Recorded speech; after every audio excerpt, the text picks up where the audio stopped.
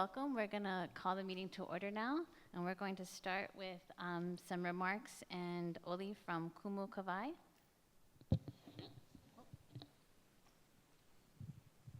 Check. Yep. Aloha mai kākou. I am Kawai Kapu Okalani Hewitt.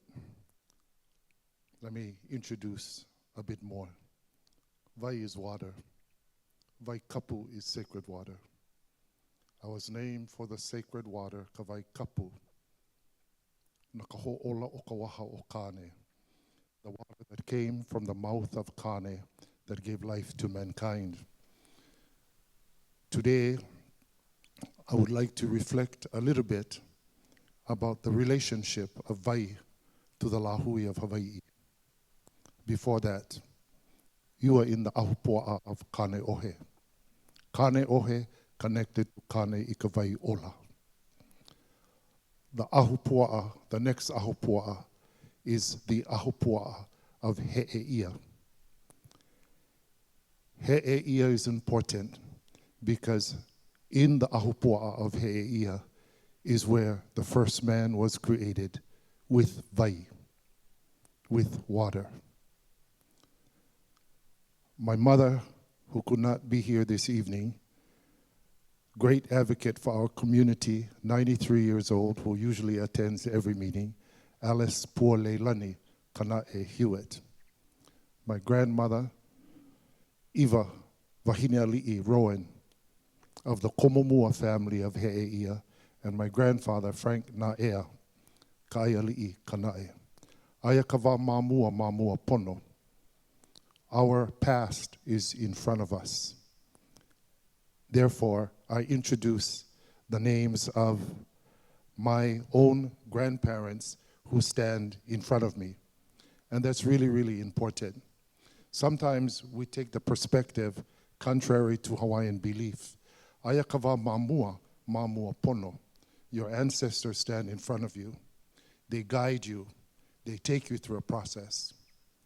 Great-grandparents, great-great-grandparents, grandparents, and parents. Ayakava mahope pono.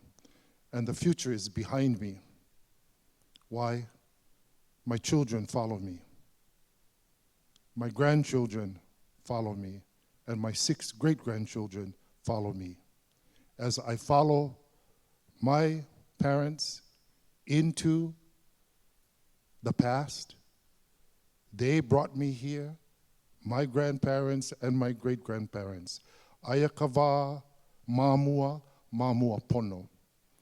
Ayakava mahope pono. Past in the front, future behind.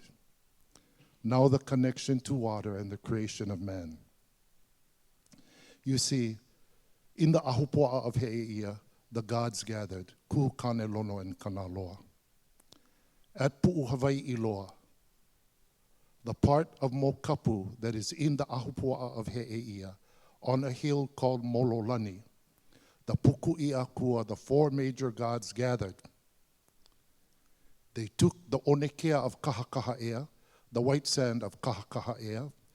They took 3 kinds of lepo alaya, red dirt, lepo ha uli, blue-gray dirt, lepo ha ele, black dirt. And at Mololani, on Pu'u Hawaii Loa, they created an image from the Aina, from Papahanau Kanaka. They formed this beautiful image, but the image would not adhere. It was the god Kane who took the vai na'o, his own vai from his mouth, his saliva.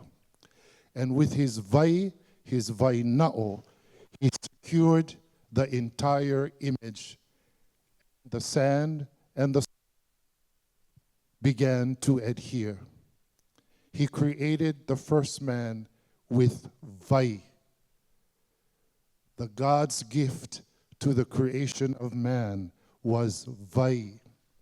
It is an inherent gift from the akua directly to Hanau o Ka'aina, the bones that were born from this land. They are not separate from the vai. They are one with the vai. We are the vai that came from the vai na'o of the mouth of the Akuakane. We are the same vai of He Iwi, the bones, He I'o, the flesh, He Koko, and the blood, born from the land. The land, a manifestation of Papahanaumoku, mankind, being the manifestation of the god Kane. And this is the relationship of the Kanaka Maoli to vai. And why vai is so very, very important, because of the vai, the richness and the wealth inherited through the creation that gave life of the vai na'o that came from the mouth of the god Kane. And what's wrong with this mic? Somebody will get leaking over here. Anyway, I would like to close and share with you an oli that speaks about that connection and how important that connection is, and we're here to address issues, reflections, connections to vai.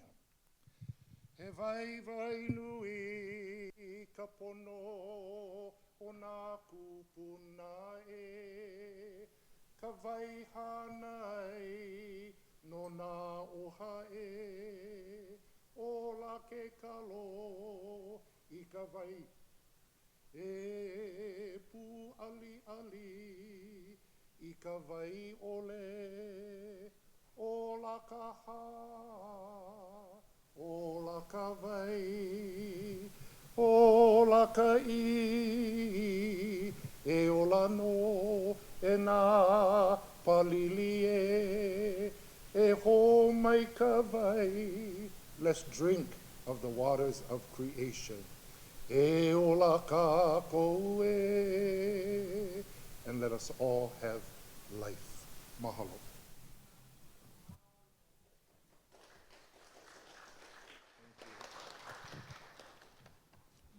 And now I'd like to invite up Kahu Charles Naumu for the prayer. Before I pule, I would like to thank Mr. Hewitt for his explanation and his oli and his chant and so forth. He brings a wealth of understanding, and I think the water group will benefit from that kind of an understanding. From a personal note, I have done numerous prayers and blessings. It's not very often that a government-type agency has us doing prayers and stuff, so I give you folks credit for having the prayers. The basis of my authority comes from the fact that I'm the president of the Ko'olaupoko Hawaiian Civic Club, which is from this area, from Kualoa to Makapu'u. Also, as the former bishop of the Church of Jesus Christ of Latter-day Saints, I have that priesthood authority. And so, with that authority, I will give a simple pule and prayer, and then you can continue with your meeting.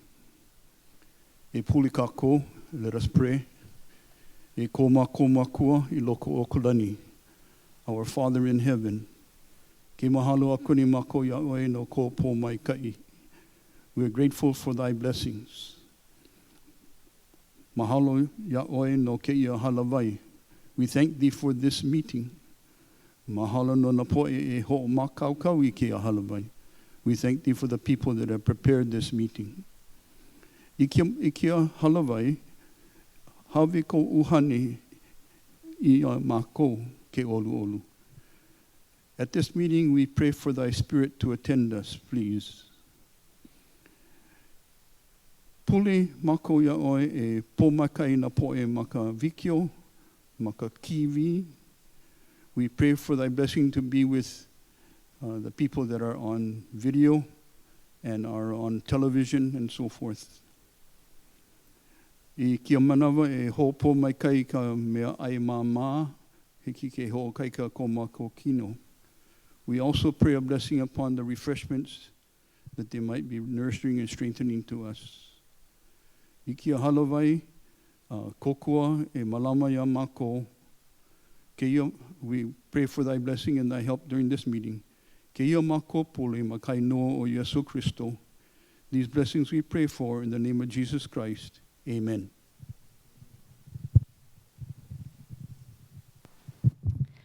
Mahalo.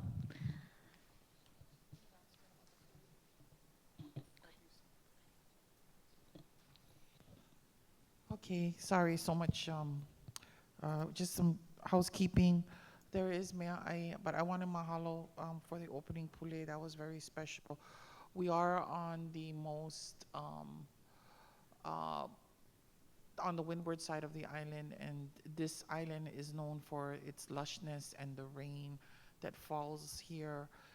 We are in on Aina that is very rich in vai, and it is just a blessing and an honor to have two kupuna to welcome us here, two very honored kupuna to give blessings to this meeting, because everything that comes out of our mouths tonight, that's our olelo, has mana, has power, and hopefully what we discuss tonight will help our mokupuni o Oahu.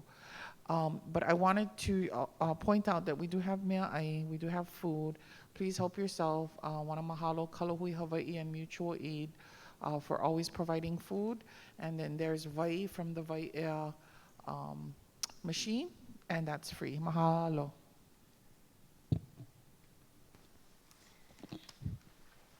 Thank you very much, Heilani. Okay, so welcome to the 10th meeting of the Community Representation Initiative for Red Hill. My name is Marty Townsend, and I'm the reluctant chair of this outfit. We were formed by the 2023 Administrative Order on Consent. That is the enforcement action for the release of fuel from Red Hill that poisoned the water for 93,000 residents on Oahu. And our function is to help to provide some better transparency and community engagement for the Navy. Unfortunately, as you can see, the Navy is not here again. This would be the fifth meeting that they haven't made. Yes, okay. Half's not bad. It's almost a passing grade. But we are a year into this effort. When we first started in, I guess, June of 2023, we first started pulling together the ideas for how to structure this community representation initiative. And one of the things that we agreed on is that we wanted to have a lot of change in the membership so that we kept the organization vibrant. And so coming up on the 1-year anniversary of the CRI, we do have 4 outgoing members, and I'm also happy to announce that we have 4 new incoming people. And so I just wanted to take a moment to acknowledge the outgoing people. If you could, raise your hand if you want to say anything to be acknowledged. But Walter Chun, who has been the brains of this outfit, thank you very much. And Susan Gorman Chang, who's been our secretary and keeper of the questions. And Lacey Quintero, who has been an excellent vice chair. Thank you very much. And David Kimo-Frankel, who is on Zoom and doesn't want to be seen. So be it. And I'm happy to announce that we have 4 new members. Natalia Hussey-Burdick, who's representative in the State House, will be joining us, along with Mia Otis, who's here today, and Tara Sutton, who is working on the health registry with the University of Hawaii, and Shannon Bentz, who was the head of the fuel director for Red Hill, and is now working at Mokapu for the Marines. Oh, and Mai joined us a meeting or 2 before that. She's filling the Native Hawaiian seat. So thank you very much. So there's a lot going on, as for those of you who've been paying attention, but just to catch people up who maybe haven't been follow the back and forth and all that's going on, I just want to highlight that new contamination has been found in the Board of Water Supply's well in IAEA. There's no need to panic per se because the IAEA well is closed, so no one is drinking contaminated water. It's clean because the Board of Water Supply is very prudent and cautious and protective. They decided to shut down that well very early on in this crisis. And so the fact that they found contamination there and no one has been injured, I think is a testament to the Board of Water Supply's decision making. But it is very, very concerning that there's new contamination being found.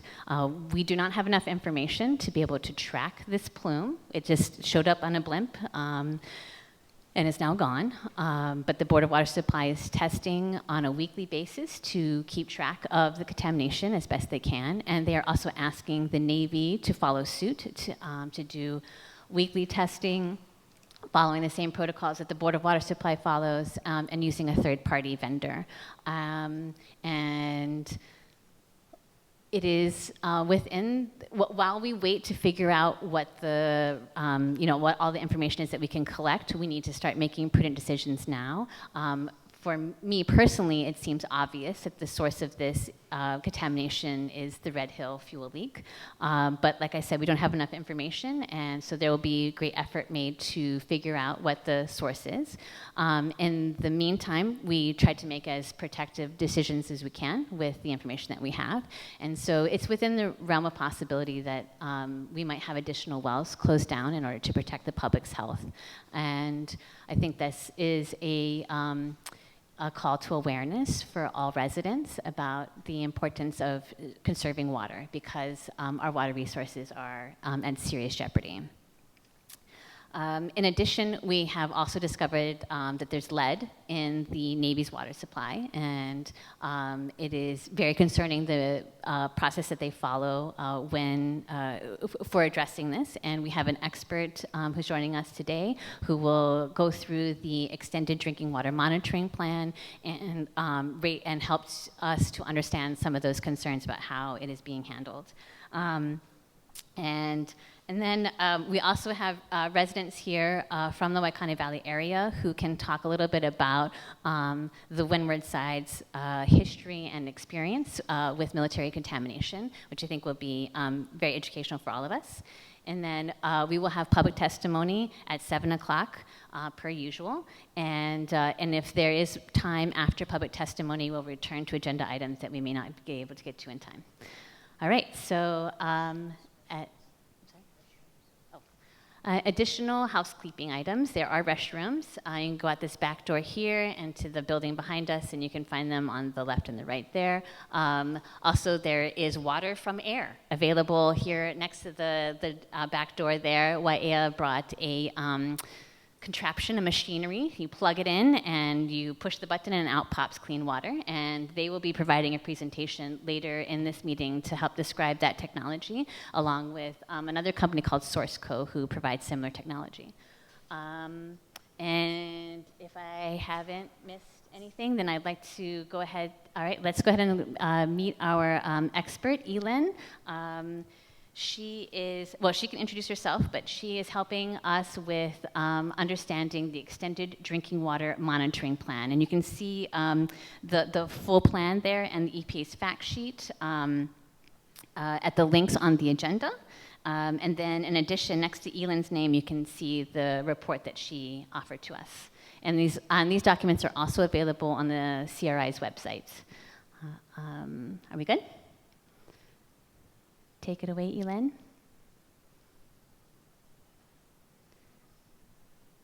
Okay, wait, hang on. The sound is low. 1 second. Hello. Let me know if you can hear me. Eileen, 1 second. We are having trouble with audio. Okay.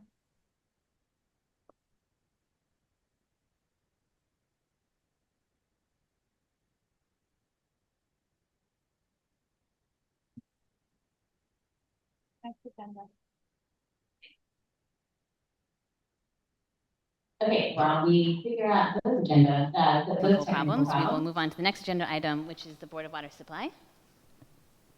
Would you like to share screen, Ernie? Okay, all right, excellent. Okay. Take it away, Erwin, thank you. Thank you very much, Madam Chair, CRI members, everyone in the audience, and also joining us online. I'm Erwin Kawata with the Board of Water Supply. So what we're going to do tonight is thanking you to giving us an opportunity to share what we've learned so recently about what we call polycyclic aromatic hydrocarbons present in our IAL wells. I'm sure everyone knows IAL wells was one of 3 wells that we shut down in December of 2021, shortly after the Joint Base Pearl Harbor incident. And that shutdown was made because of the incident and certainly some of the uncertainties with respect to what is the potential impact of that incident on the drinking water aquifer and certainly our sources. We have 5 sources that are in close proximity to the Red Hill facility. Next slide. Hopefully everyone can see this. The screen is kind of far away, but next slide, please. Yeah, hopefully everyone can see this. But polycyclic aromatic hydrocarbons, or PAH, is of interest because it's something that occurs naturally in crude oil and certainly present in petroleum products. It is a class of chemicals that exists as mixtures, and in low concentrations they can be very prevalent and persistent in the environment. Primarily because of its chemical structure, they don't necessarily easily break down in the environment. It takes a long time for that to happen. And what is unusual here with respect to here is that the number of PAHs that we detected in a sample that we collected on June 4th of this year, and certainly what we observed was the amounts that was present is something that we have not seen before. We have been doing pH testing on a weekly basis ever since we shut down the wells back in December of 2021. And we haven't observed it until very, very recently. And it was a series of samples that we collected starting in May 13th. We saw these very small amounts. We took another additional samples 2 weeks thereafter, and the week of June 4th, that's when we saw a large number of PAHs that was present, and certainly amounts that we have never observed in the past. And so that took us by surprise and made it very notable for us. Next slide, please. So again, hopefully everyone can see this map. Next slide.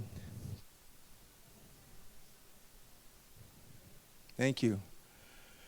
Well, hopefully everyone can see this, but the orange outline there to the right side of the page is actually the property boundary of the Red Hill facility. I'm sure everyone here is familiar with this map, have seen this before. The yellow dots really show the locations of monitor wells that the Navy has been putting in, and they have been aggressively installing a large number of monitor wells. I think they're up to more than 26 monitoring wells, and those yellow ones are the location of those monitor wells on their property. The ones denoted in red are the ones that have recently observed PAH detections in the Navy's monitor wells also. On the right side of the page, we also have, outside of the Navy's property in Moanalua Valley, we have a monitor well called DH43. And back in 2022, we also saw some observations of PAHs in DH43 back in that time. To the very bottom of the page, we have our Moanalua wells. That's one of the 5 wells. Over by, to the northwest by H3. Zoom back out. Over by H3, we have our Halava Shaft, which is presently shut down since 21. We also have, to the west of that, our Aiea Gulch wells. You can see Aiea wells there at the top of the page. And then going beyond that is our Ka'amilo wells. Also, you can see Halava wells next to our Aiea wells. So Aiea wells is about a little over 2 miles to the west of the Red Hill facility. About a half a mile to the south of our Aiea wells, Navy recently installed a monitor well, their new monitor well, or NMW 24. It's one of the few Navy monitor wells that has extended beyond the Navy's Red Hill property. They are working to try to install additional ones, and this area is difficult to find spaces. There's lots of houses and businesses and roads, and so finding a place to install monitor wells is pretty challenging in this area. So what I'm going to do is talk about what we saw in our IAL wells in our June 4th sample, but also what was observed in the Navy's monitor well number 24, and also some of the wells they observed within their property, the ones noted in red, back in 2022, so 2 years ago. And what we saw in DH43 kind of walked through some of the similarities between those two observations. Next slide.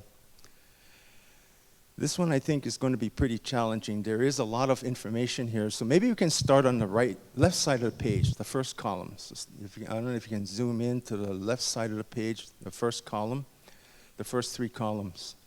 There you go, thank you very much. So the first column is essentially the list of the different types of PAHs that was observed in that sample of our IL wells. We actually analyzed IL wells using 2 different test methods.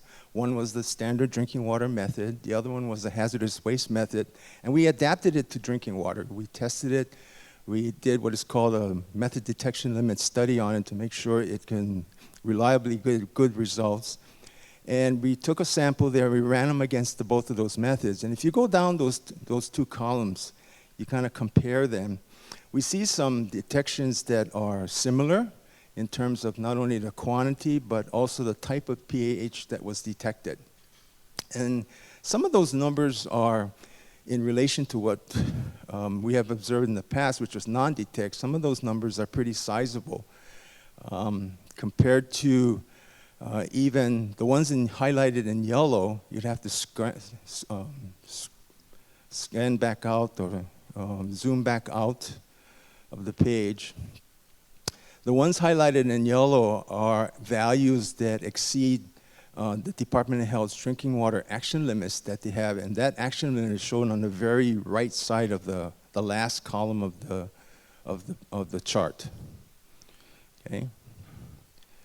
All right. So, thank you. Okay. So let's zoom back in again and take a look at the 4th column. So the 4th column is, if you can zoom back in, there you go. Thank you. That's the Navy's NMW24. That was a sample collected on June 24th, so the same month of the sample we collected from IOLs.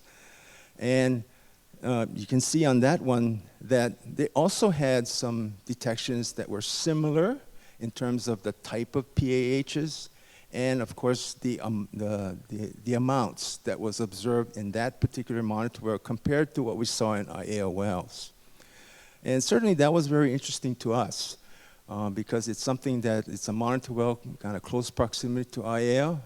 It's maybe a half a mile away to the south in a place that we have been taking water level measurements going from Moanalua to Halava to Kalawao, starting from the essentially moving westward, and we see water levels decreasing as you go, going from high to low. So water levels higher on the Moanalua side compared to Halava, and of course down moving towards the Kalawao Springs area. So water is going to move from high to low, from regions of high elevation to low elevation. Now let's take a look at the column number 5 and 6. 5 and 6 is samples we collected in May of 2022. And that was from, if you can zoom in, that is from our DH43 monitor well. And again, what was interesting there is that we saw the blue highlighted column rows really show those detections back in 2022 that were similar to what we saw in samples we collected this year from IAL wells and what was observed in the Navy's monitor wells. Certainly some of those values are going to be different, but there is a good number of them that are very similar, and some almost exactly the same. And we thought those to be an interesting observation as far as what we saw in the data. Moving forward to the next column, column 7, 8, and 9, zoom back, there you go. Those are the Navy's monitor wells within their property. And back in March of 2022, also there were some that, again, were similar in terms of the type of pH as well as the amount. Of course, some were not, but some were. If you can zoom out. So we're just kind of just looking at this from the standpoint of observation, what we're seeing in terms of the types, and the blue rows, or the light blue rows, are the ones that show some of that similarity in terms of a type and amount. Moving to the very 10th column over on the right side, that's data from the Navy's Red Hill shaft that was collected at that time in February of 2022. And of course, most of the PAHs were not detected, but there were a very few that were, and again, some similarity between what was observed in the Navy's monitor well, on the Navy's property, as well as what they saw in our DH-43 monitor wells and even IOLs. So what we want to keep in mind here is that the Navy's monitor wells within their property is really collecting a groundwater sample from underneath the property and underneath the tank, as opposed to IA wells, for example, is collecting a sample of the groundwater underneath the aquifer outside of the Navy's property. The other thing we want to notice is that monitor wells are essentially a test well that we're going to take a sample under non-pumping conditions. So the water is, for the most part, flowing naturally in the subsurface, and you're collecting water from there. AL wells, we actually took that sample while the pump is running. So the pump is actually running for an hour. It's operating for an hour. We're pumping over that entire hour about 60,000 gallons, and we're getting a water sample with that kinds of readings. So that's the other interesting observation that we saw there.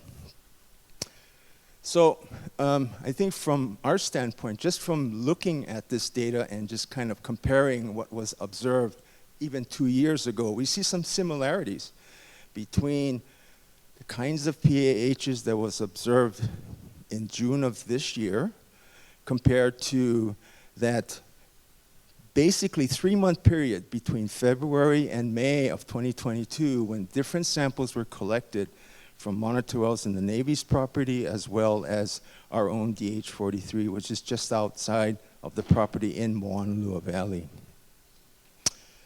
Okay, next slide.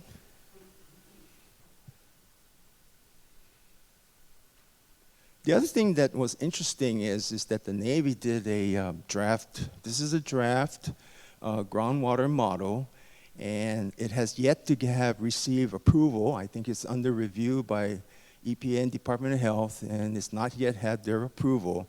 But this is actually came from that model, and it's really showing what is called a particle track. So what the Navy did was they ran their model.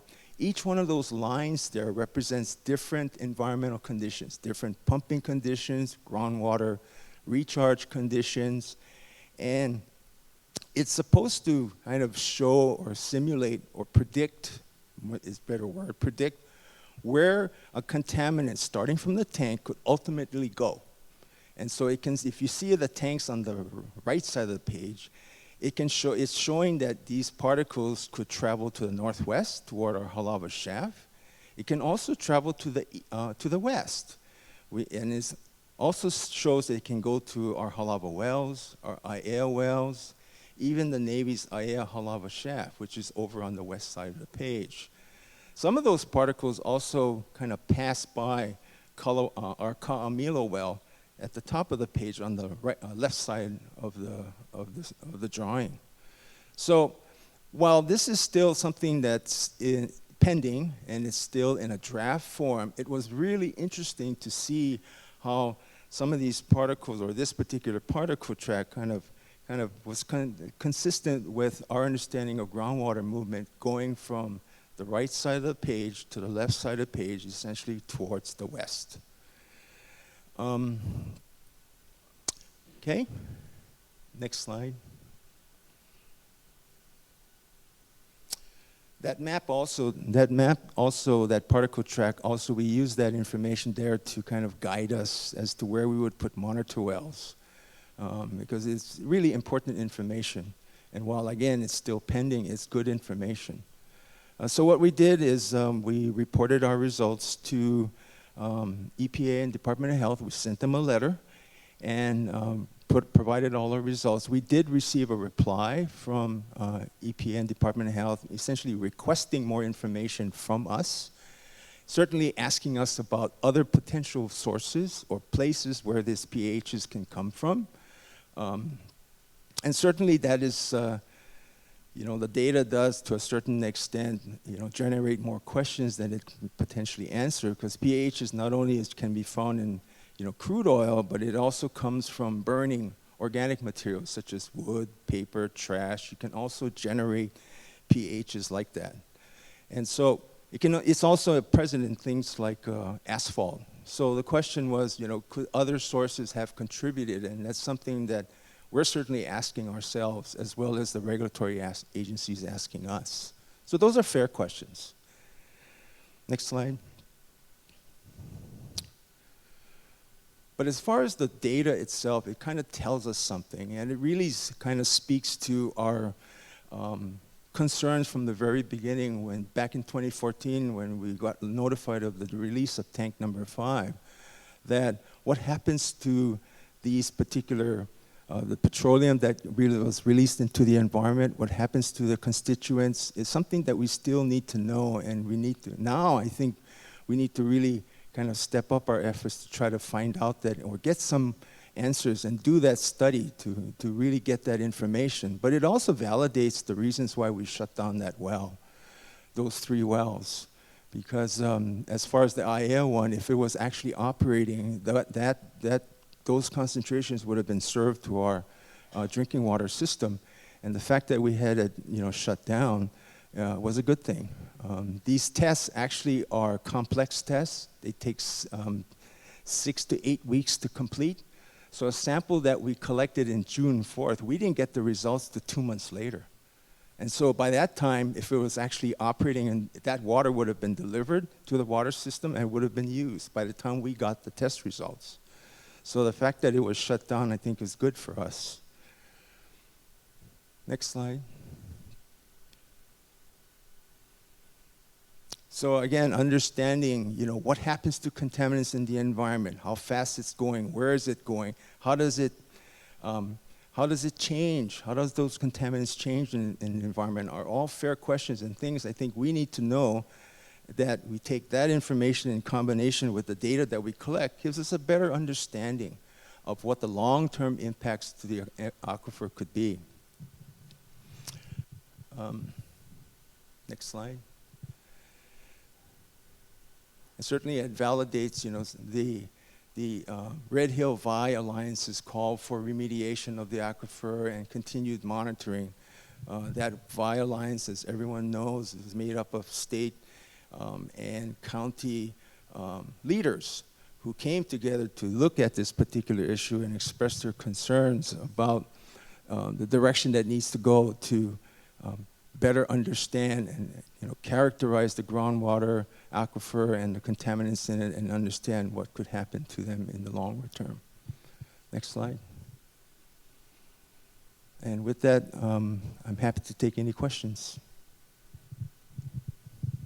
Yes. Okay, CRI members. Okay, Walter has a question. Any others want to ask questions? We're going to have to pass the mics down. Okay, Susan. All right, so yeah, take it, Walter, and then pass to Susan. Thank you. Thank you so much, the Board of Water Supply. You're always, you've always got our back. I really appreciate that, and all your technical work on this.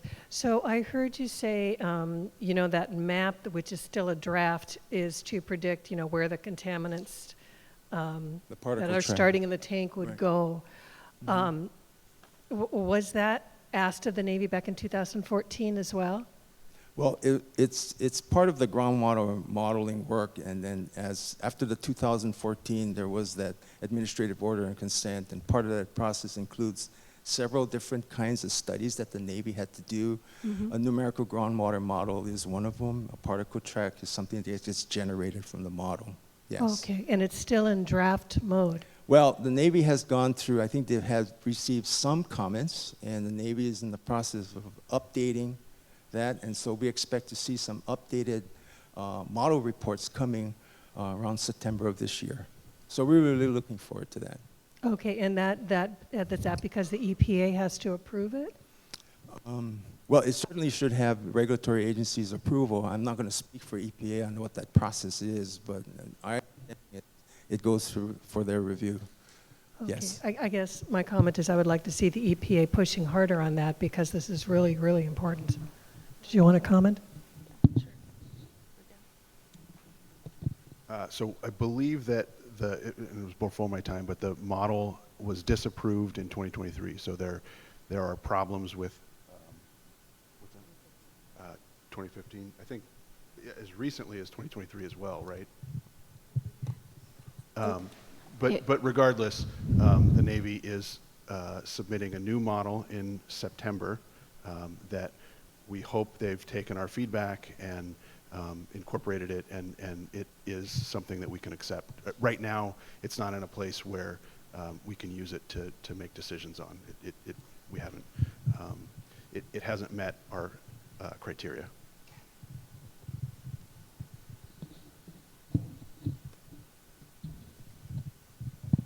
I think my question is more of a everyday guy off the street question is, after all of this, what does the Navy have to say with the results of your sampling and your notification to them? What is their comment about what the sources are?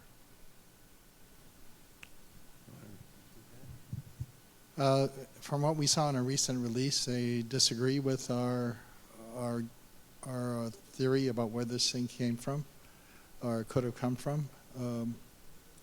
And you know, I think the EPA and Department of Health also sounds like they disagree with us, are pointing us maybe to look at other potential sources for PAHs. Hi, Matt. So you know, the way I look at it is kind of in simple terms. What do we know about recent large fuel releases into the environment? And all I know from our experience, having worked on this for about 10 years now, over 10 years, 2014, 27,000 gallons released from tank number 5 of that Red Hill facility. Fast forward to 2021, May of 2021, a release in the lower access tunnel of around 20,000 or so gallons from tank number 20 and 18 from the pipelines connecting them. And then the horrible contamination of Red Hill Shaft, the Navy's drinking water source, that led to the contamination of Joint Base Pearl Harbor Hickam in November of 2021. Maybe 14,000 gallons, or you know. So these 3 larger events, and those are only what we know of. Could there have been more? So I'm very open to receiving information about other contamination sites between the Red Hill facility and our IAEA wells. I know that there's some old Navy property or Navy laundry at IAEA, and that was a site subject to a lot of investigation. But are there other sites? So I look forward to getting information from the Department of Health and the EPA or the Navy to help us figure out, is this coming definitely from Red Hill or not? But what's missing too, if you go back to the map, you look at the map, there's a large gap of a lack of monitor well information, monitor wells in an area from Halava Valley into the IAEA Halava community. There's just no data there. And that's why, you know, our recommendation is really accelerate this investigation, which started nearly 8 years ago under the 2015 Administrative Order and Consent. And we were willing to work with them, but I think this investigation needs to be accelerated. Thank you. Thank you, Ernie. I think my general comment for everyone and for all of us that this is our water. And from 2014 to 2024, each year we keep messing around trying to figure out who's going to come up with the best story about why our water is contaminated. And that is, we really cannot continue this way. Our future and the generations that come after us, it is important we speak up, and we need to start looking at not pointing fingers, but looking at what is the sources and what are we going to do to fix this as we sit around each year trying to figure out what different story we're going to come up with. And thank God we have the Board of Water Supply who's watching our back, who can at least tell us some information or some information we can trust as to what seems to be happening. I don't know why it takes EPA forever to approve some kind of a model that the Navy comes up with. How is that helping us? If you come up with a really nice computer model, how does that protect our water source?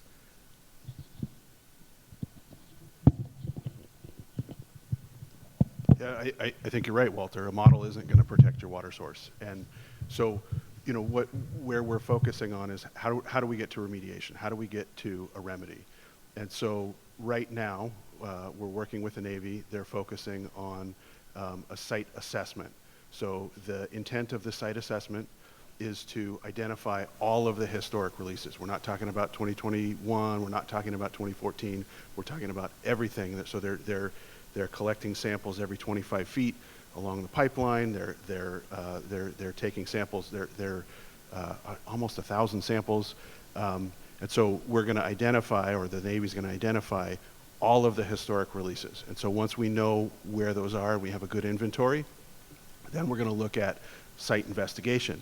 And that'll go to define the nature and extent of the releases. So where is that contamination in the subsurface, so that we can make good decisions about, okay, what are the right remedies? How do we remove, or how do we deal with it, and how do we plan for it? Because, you know, we have a good understanding of where the contamination is in the groundwater today, but we need to get a better understanding of where it is in the vadose, because that's the vadose is between the groundwater and the point of release. And so if we could remediate groundwater today, but it wouldn't solve the problem, because there's a mass in the unsaturated zone that's feeding the groundwater. So we have to identify that, and then we can come up with a good plan to remediate. So you're right, the model's not going to solve it, but the model will help us understand later where it might go and how to address it. But and so, you know, we would like the Navy to continue working on a model and get a model that we can approve, so that it can help us make some of those decisions down the road.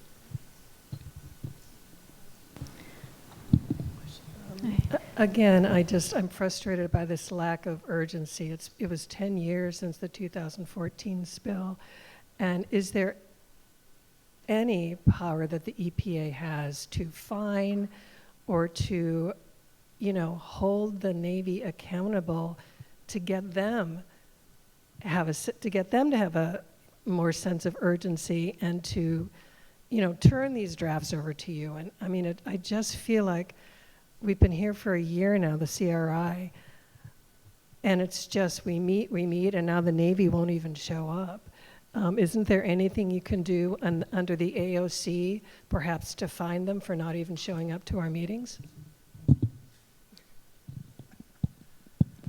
As we have talked about, we are still having conversations with them about their engagement with the CRI, but we at EPA are committed to coming to these meetings. And with respects to what is required under the order on consent, there are a lot of different parts of the order on consent that we are tracking, and that we are holding them to timelines. And, you know, our priority right now is focusing on the site assessment, tank cleaning, and the drinking water system. And those are the three areas that we are focused on. There is a master plan, and I believe that it's on their website, and you can review it about the timelines. But a lot of the work that has to be done does take time. You want to add anything? I just want to add, you know, we've we haven't delayed approving the model. We've disapproved it, and we've articulated our concerns, and we're expecting that the Navy will correct those in the September submittal. I had a question for the EPA. If you could clarify what you meant by we have a good understanding of what's going on with the groundwater. There's, I don't know what, it's 30 some odd wells around Red Hill, so we've got a good understanding of where the groundwater plume is. Is that based on like one chemical of concern, or is that based on all of them? No, there's I don't know, there's at least 30 different compounds that are analyzed for every other week. So the Navy goes and collects samples from 30 some odd wells with at least 30 different compounds every other week.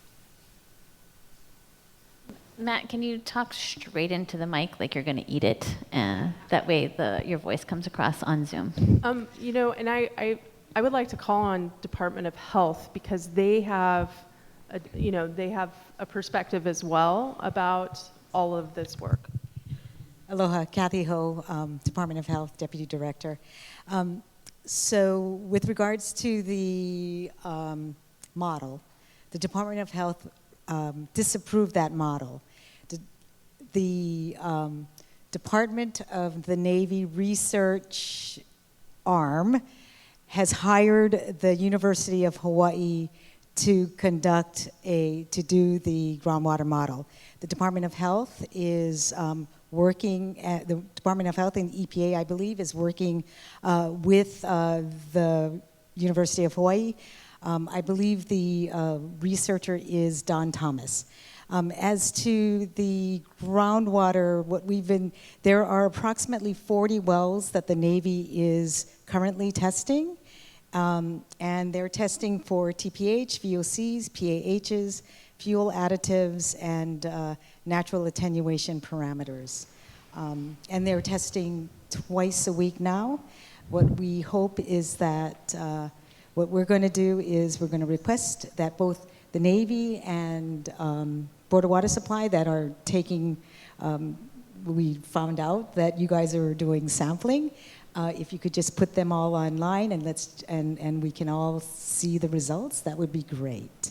Thank you. I just want to ask some clarifying questions. So you said that Navy is testing 40... Twice a month. Twice a month. Twice a month. Twice a month. Yeah. All right. So here's the rub. The Board of Water Supply is testing once a week, and they're following very specific testing protocols. Will the Department of Health require the Navy to do the same? We will be requesting of the Navy to do the same. As you know, they're doing 40 wells. As I understand it, it takes them approximately 2 weeks to complete all the samples, to complete the sampling. So maybe they need more people to test more wells. I don't know. They have more money than God, so they could figure out how to test once a week, right? And the thing is what we have seen, Kathy, is that they only do what they are required to do. And so if you ask nicely, they aren't going to do it. So one of the things, actually, I did want to point out that, we really do appreciate what the Board of Water Supply has done, right? And that we all, I think, our common goal is to bring safe drinking water to their customers and to the people of Hawaii. But we have to make a determination. We have to know what the source is, and so that we can try to remediate the source. So with testing and determining the source, I think we can help in remediate the aquifer. Period? Okay. So what I want to know is how does knowing what the source is affect the decision about whether, like how frequent and how to test? We need information. This information on a weekly basis not only helps us to know where that plume is going and protect the Ka'amila well, it also helps us to figure out the question of what the source is. I'm putting my money on Red Hill. Anybody who wants to take wagers with me, come on, we're gonna get rich.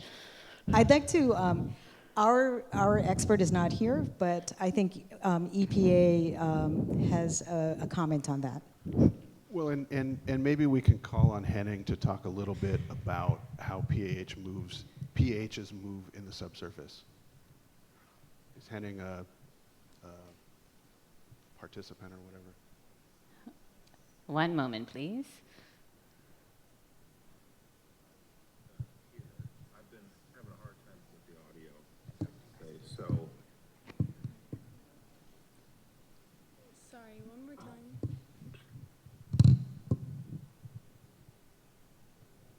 Sorry, can you go one more time?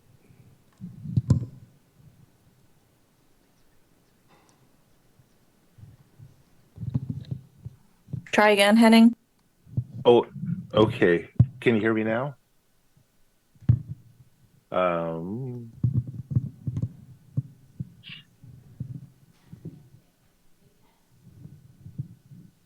you say test for me?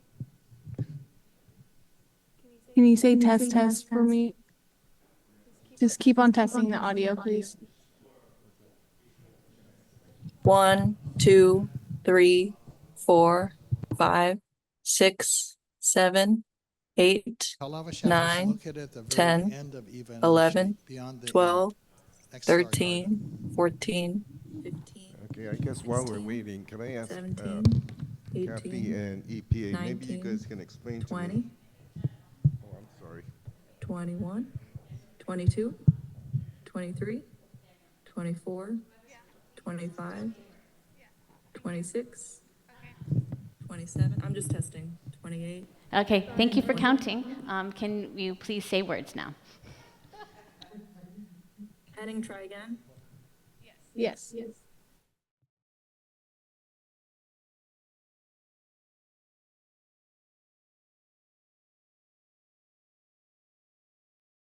Rosalie, it looks like he dropped off. He dropped off. Heading dropped off. If he comes back on, I will let you know, but he dropped off.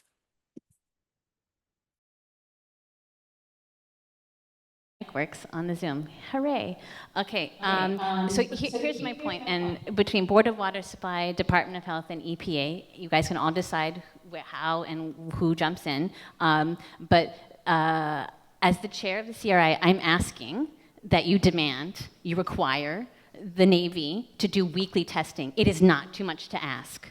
It really isn't. I don't care that they have 40 wells. Boo-hoo. I don't care that it takes them 2 weeks to do it. Boo-hoo.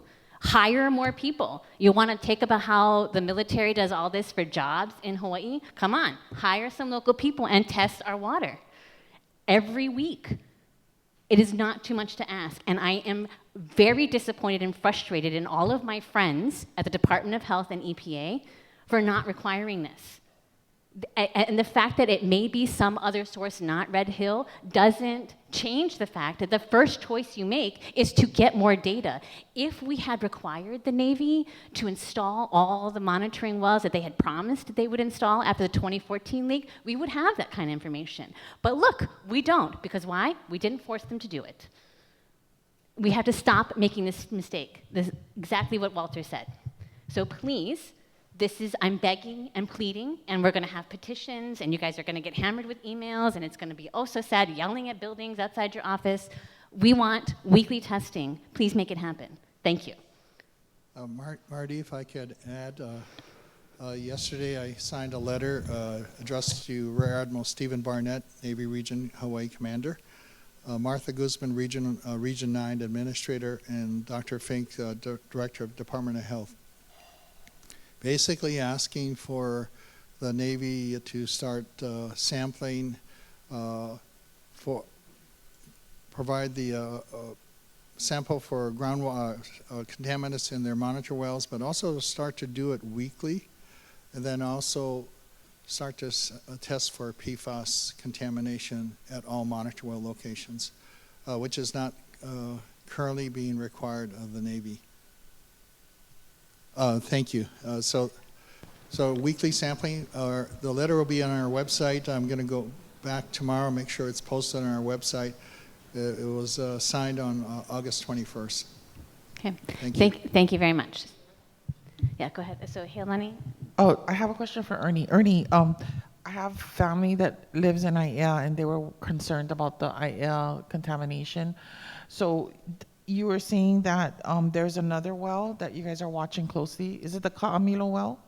Yeah, if you assume and agree with our assessment that we believe groundwater is always flowing from in some direction, and in this case, because the groundwater levels or the top of the aquifer at the Red Hill area is around 18, 19 feet above sea level. Then as you move westward, it drops down to maybe 16, 17 feet in the Aiea Ka'amilu area. So that, water flows naturally, like Erwin said, from higher elevation to lower elevation. And so I don't believe the aquifer doesn't allow flow to move across the valley. That was our question from over 10 years ago from the first leak. So our concern from Aiea wells, which is shut off and not serving our community, we have a well just about a half a mile to the west called Ka'amila Wells. That well is still pumping to serve the Aiea Halava community. So we're kind of figuring out now, what do we do? There's more unknowns than knowns here because of the lack of aggressive investigation, the groundwater models, and all that analysis taking, going on, I think 7 or 8 years now, effort. A lot of discussion, but no real progress. What do we do? So this is almost what we faced back in December of 2021 when I made the decision to shut down 3 wells without any data. Just based on the proximity that we were right across the valley, less than a mile away. And also I was concerned that if I kept on pumping, would I actually encourage more migration of contaminants?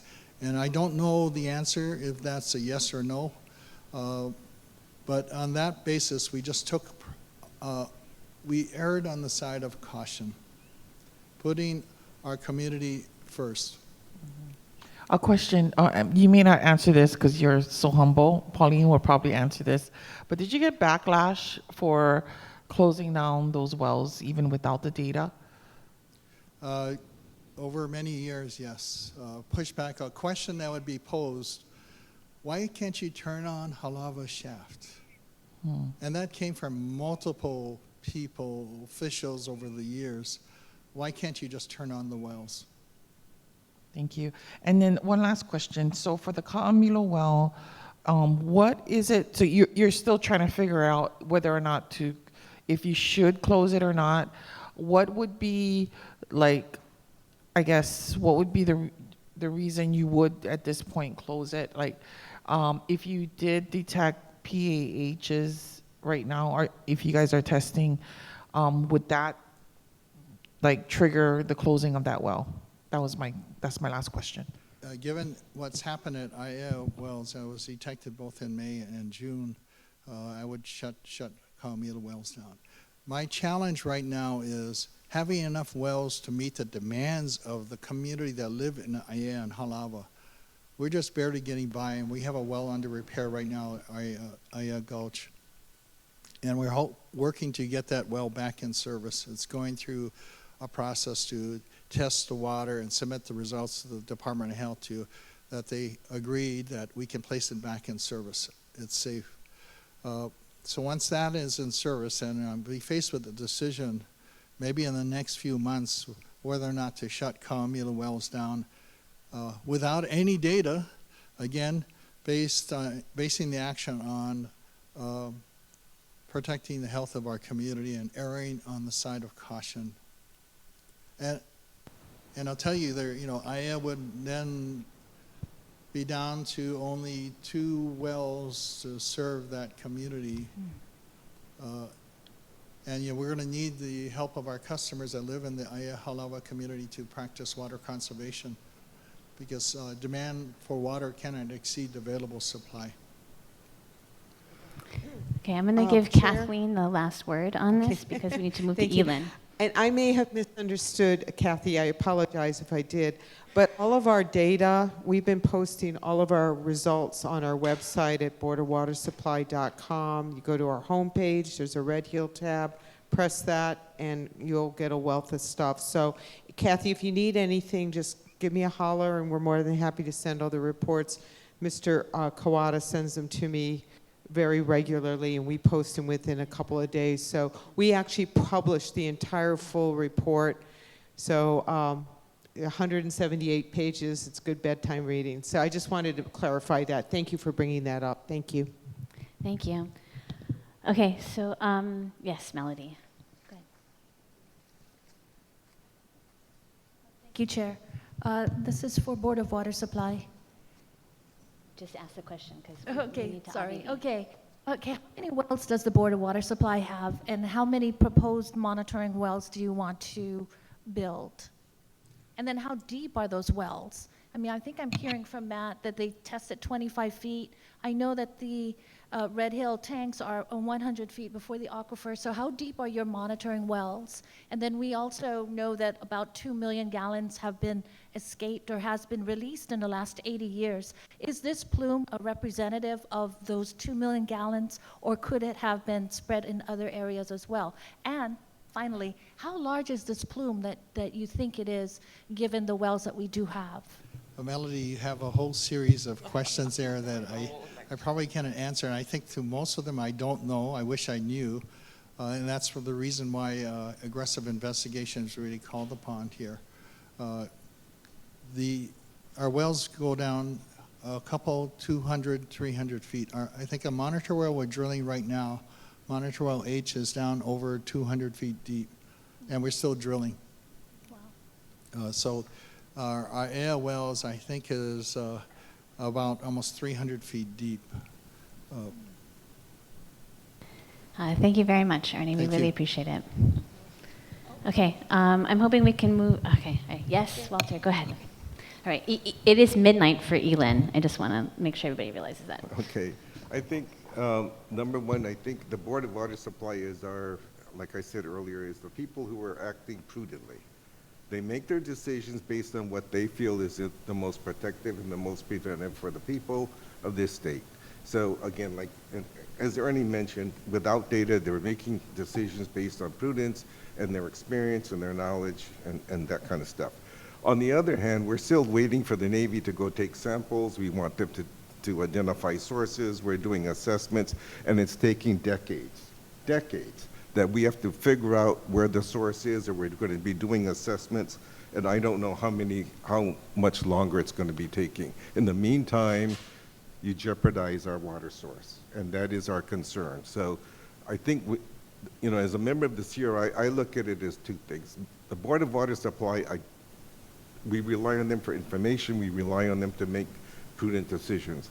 The rest of the stuff we were trying to get from the Department of Health, the EPA, and the Navy has been a battle, and what we're concerned with is you guys are completely free and willing to risk our health and our safety in the name of taking more samples, getting more wells, doing more computer models or whatever.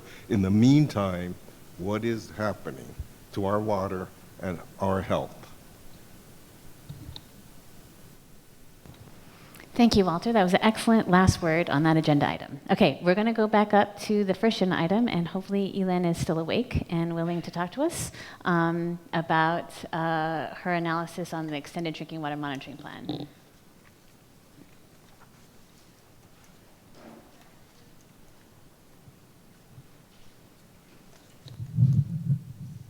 Okay, now you're ready. Can you hear me? Is the sound working? I think so. Okay, I'll go for it then. Thank you so much for the opportunity to speak at your meeting today. My name is Elin Betanzo, and I'm the founder and president of Safe Water Engineering based in Detroit, Michigan. I'm a drinking water engineer with over 20 years of experience, including several years at the US EPA in Washington, D.C. I've been working with communities across the country to help community members understand and respond to drinking water crises. These include Washington, D.C., Flint, Michigan, Benton Harbor, Michigan, Jackson, Mississippi, and Cahokia Heights, Illinois. I am a member of the EPA National Drinking Water Advisory Council, and last year I completed work with the EPA National Drinking Water Advisory Council Microbials and Disinfection Byproducts Working Group. The CRI approached me with many questions about Safe Drinking Water Act compliance in the Joint Base Pearl Harbor Hickam Public Water System and asked me to comment on the Extended Drinking Water Monitoring Plan. I completed this review and I produced a memo summarizing my observations and recommendations, as well as a marked up copy of the monitoring plan with additional details. These documents were linked in the agenda for today, so you should all have access to those documents. So I'm going to provide an overview of my biggest concerns that I identified in the EDWM plan, but I hope you will refer to the 2 documents I provided for the complete set of suggestions.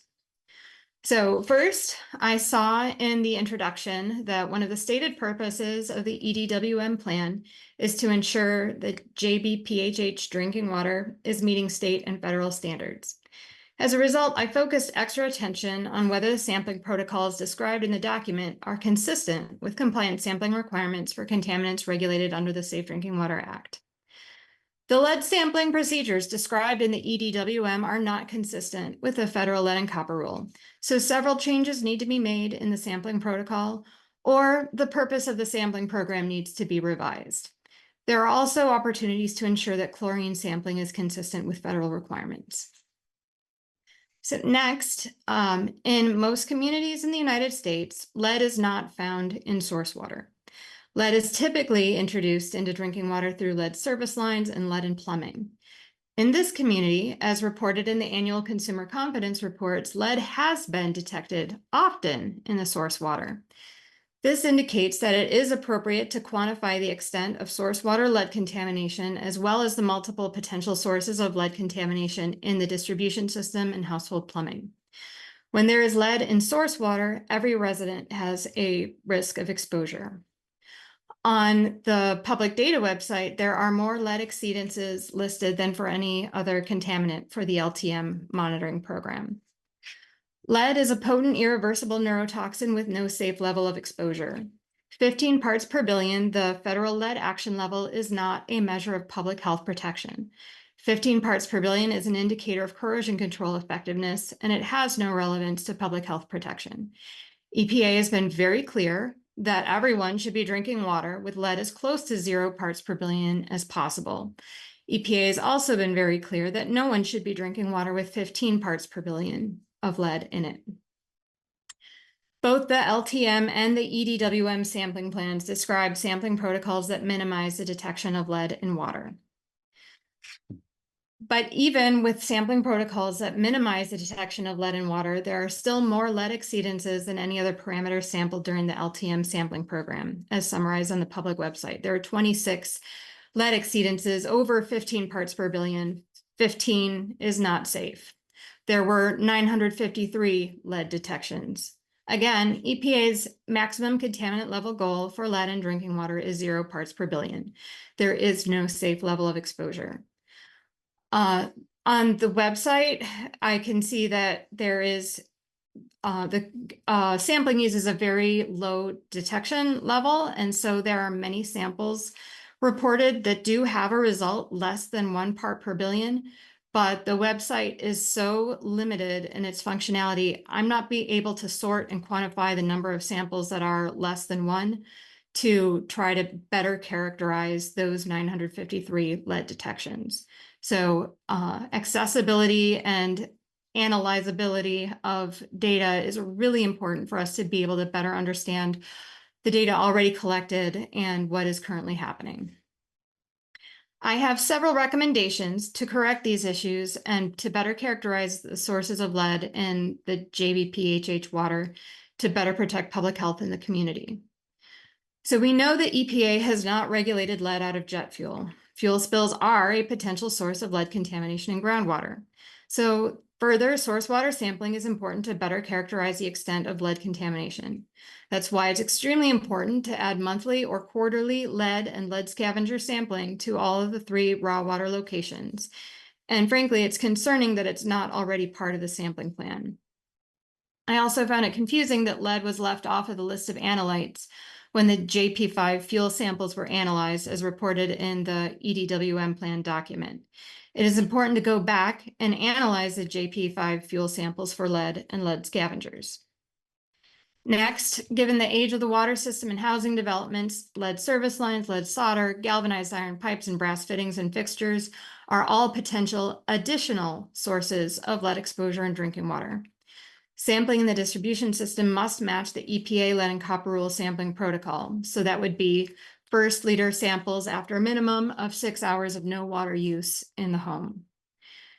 Additional sequential samples can be very informative for characterizing lead in household plumbing and lead service lines. And it's only with this accurate information that corrosion control can be properly designed to reduce exposure to lead in water. We also know that lead release in water is sporadic. 2 samples taken in succession will rarely produce the same result, and both results are equally valid. Flushing water can reduce lead levels in the very short term, but lead will go right back up when the water is used as normal tomorrow. For this reason, a flushed sample should never be used to indicate a high lead result has been resolved.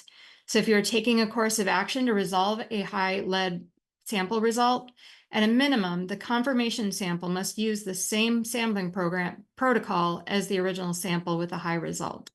And then ideally, you'd be able to replicate a low result more than once. Let's see. There are many data elements that were described in the EDWM plan that were also collected in the LTM program, but those data are not part of the public website. So this includes the raw water data, post-chlorination samples, headspace, sheen, and distribution system chlorine data. It's very important to publish this data for the LTM program and going forward for the EDWM program. This data is essential for residents to understand water quality throughout the system and how it is changing over time. I recommend adding all of these data elements to the public website, but also to make them available and accessible for download so that scientists can easily analyze the data. There are significant data limitations with the water monitoring dashboard. It's not only is it impossible to export the data for analysis, but a user cannot even sort the sample results from high to low. The sorting feature is not in numerical order. So if you haven't seen that before, I can demonstrate it for you. But my complete review, the documents that were attached to the agenda, includes many additional details, but what I've covered here are my most important points, and I'm happy to discuss any questions that you have. I have been having a really hard time hearing the people in the room, so I might need you to repeat questions for me if I can't hear them. Extremely educational. I just want to clarify one thing. The website you're referring to is the safewaters.org website that the Navy maintains.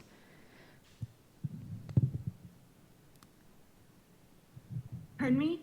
The website is the safewaters.org website is the one you're referring to? Yes. Okay, cool. Yeah, we're familiar and equally disappointed. Okay, we have questions?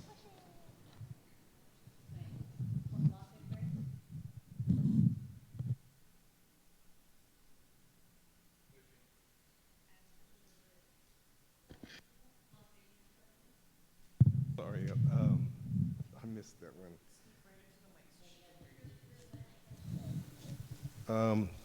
I don't have any questions for Ilan.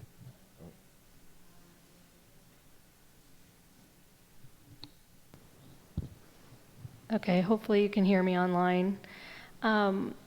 So I did want to ask about problems with relying on fixture replacement, because that seems to be what happens when people have detections at their homes.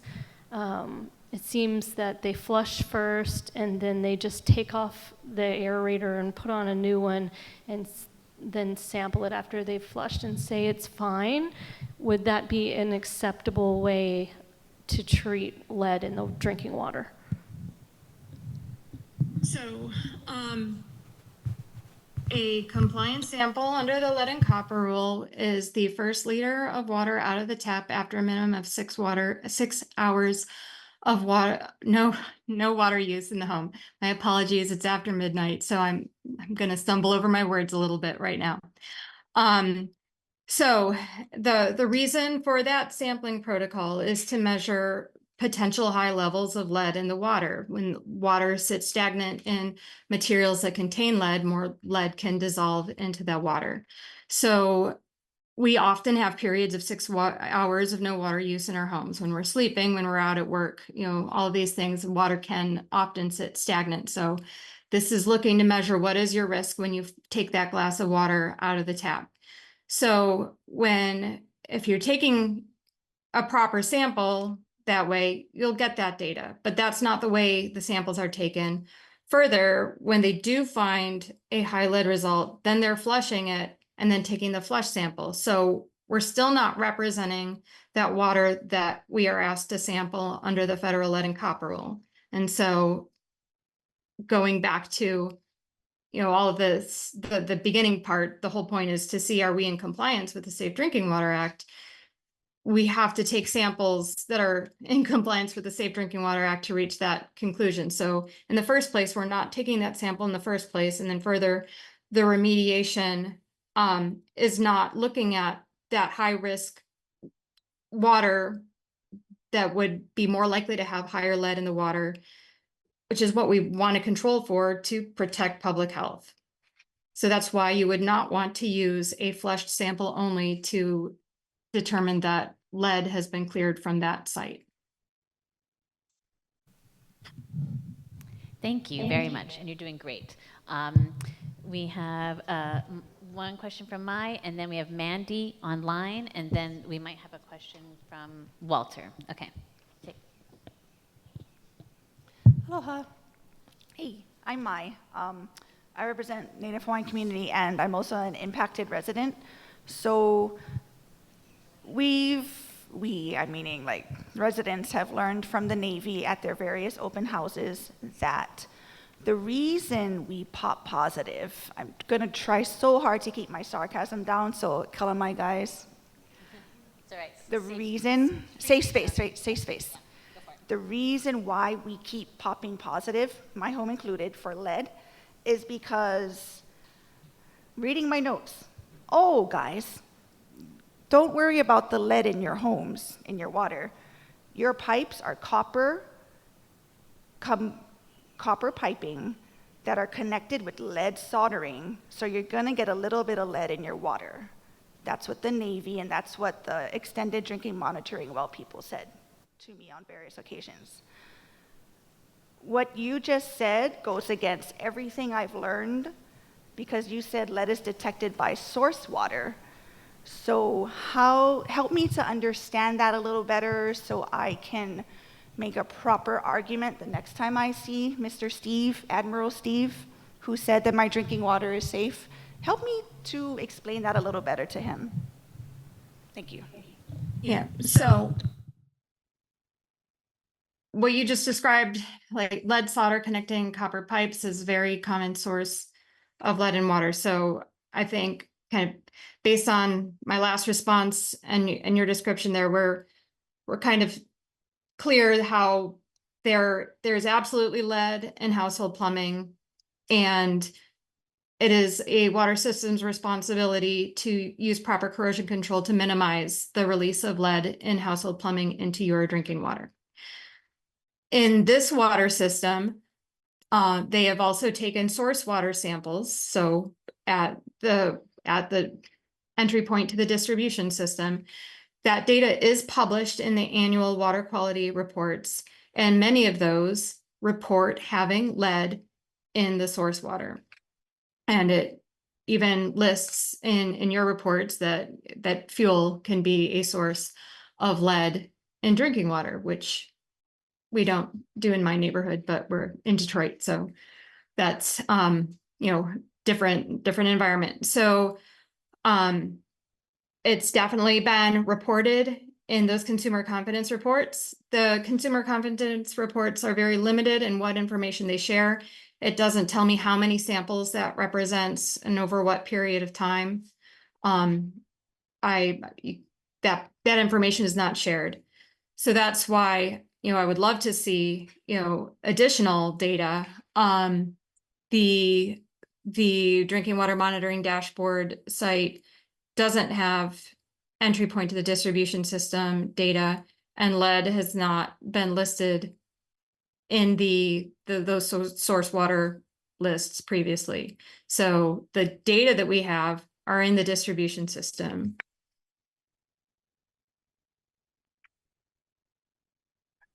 I need to say something fast. The Navy's not here to answer any of these questions about their water system. None.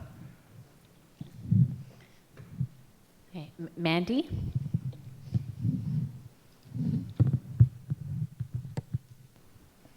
I'm not sure I heard that. I'm trying to, Mandy. She said the Navy is not here to answer any of the questions. Right. Yeah. So is Mandy available to ask her question? She has her hand raised. Yeah, can you all hear me? Yes. Well, I can. This question is for EPA and DOH. Has the extended drinking water monitoring program been officially approved by you all?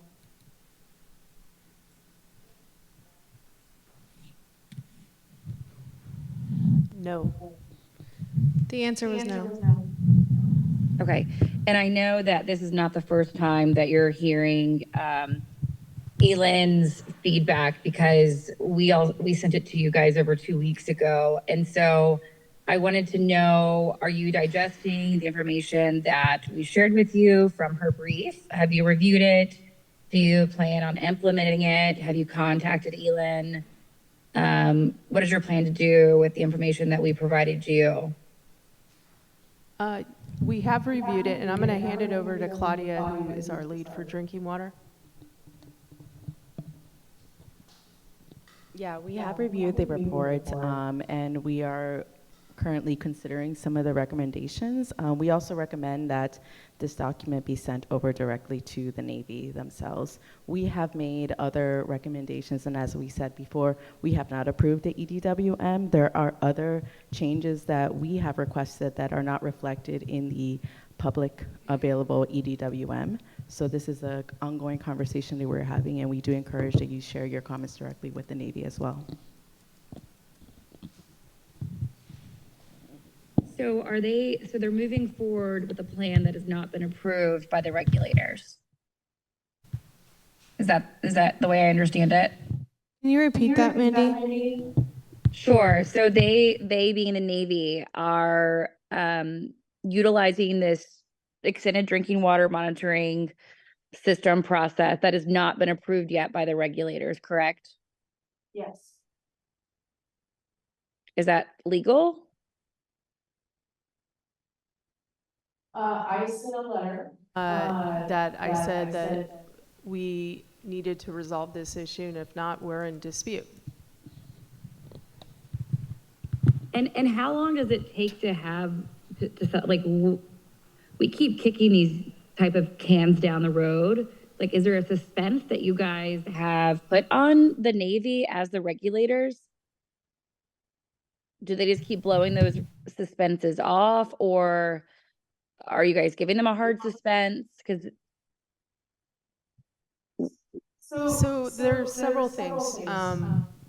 We haven't agreed to the entire plan, but there are big chunks of it that we do support, and they are implementing.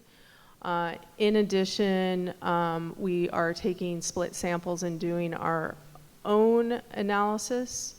And there was something else I was going to mention. Shoot, it's not coming to me right at the moment. But we're also reviewing the data, and we have a lot of subject matter experts that are working with them. The thing about the extended drinking water monitoring plan is the purpose is to address some of the issues that happened during the long-term monitoring plan. And we want them to do a deeper dive and root cause analysis and investigate. This is not your traditional Safe Drinking Water Act monitoring. This is more of an investigatory root cause, trying to determine contaminants that are potentially in the drinking water system. And so it's much more of an iterative process and sets up tiers of when certain things are found that they would take another step. And so that has been part of the process. It has been to be more hands-on and reviewing the data as it's being created and having that discussion. And Claudia wants to add more. Yeah, just to add to what Amy was saying, we looked at the findings from long-term monitoring that occurred over the course of 2 years, and that's why you saw some changes to the list of analytes. Some of them were removed because we don't think that it is related to the incident, and we are trying to find and investigate the effects of the release. And new parameters were added because we think that there are some other indicators that we would like to get more information about. So we have changed that, and it was a reflection of the learnings from long-term monitoring. To reiterate what Amy was saying, this is not your regular Safe Drinking Water Act compliance program. The Navy, as public water systems, still need to continue to comply with all Safe Drinking Water Act regulations, and the primacy agency that ensures and enforces those regulations is Hawaii Department of Health. So I will also defer to them in terms of how is the Navy doing from the regular required compliance sampling, which includes the lead and copper rule.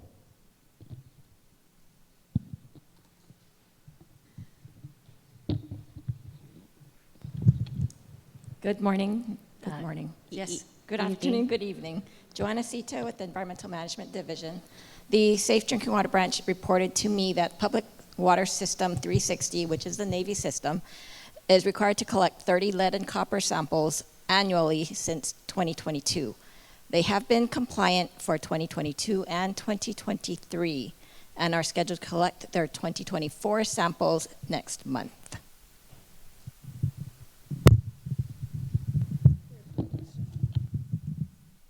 Was the EPA or the DOH aware that the Navy was conducting lead testing incorrectly, not following the EPA protocol by flushing the water first? Were you aware of that? Claudia, do you have that one? Were you aware of that? So I do need to further investigate the collection of. I need to ask the contractors to kind of understand how their protocols are being held. So right now, that's not something I can answer.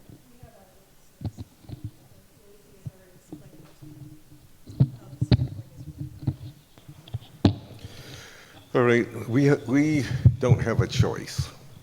We, the people, have been told that you are going to have a contaminant in your environment, in your drinking water, up to a certain level, and only a certain amount of people will get sick and die. That is the operating principles that we live by today. So from the CRI's perspective, we do not accept that.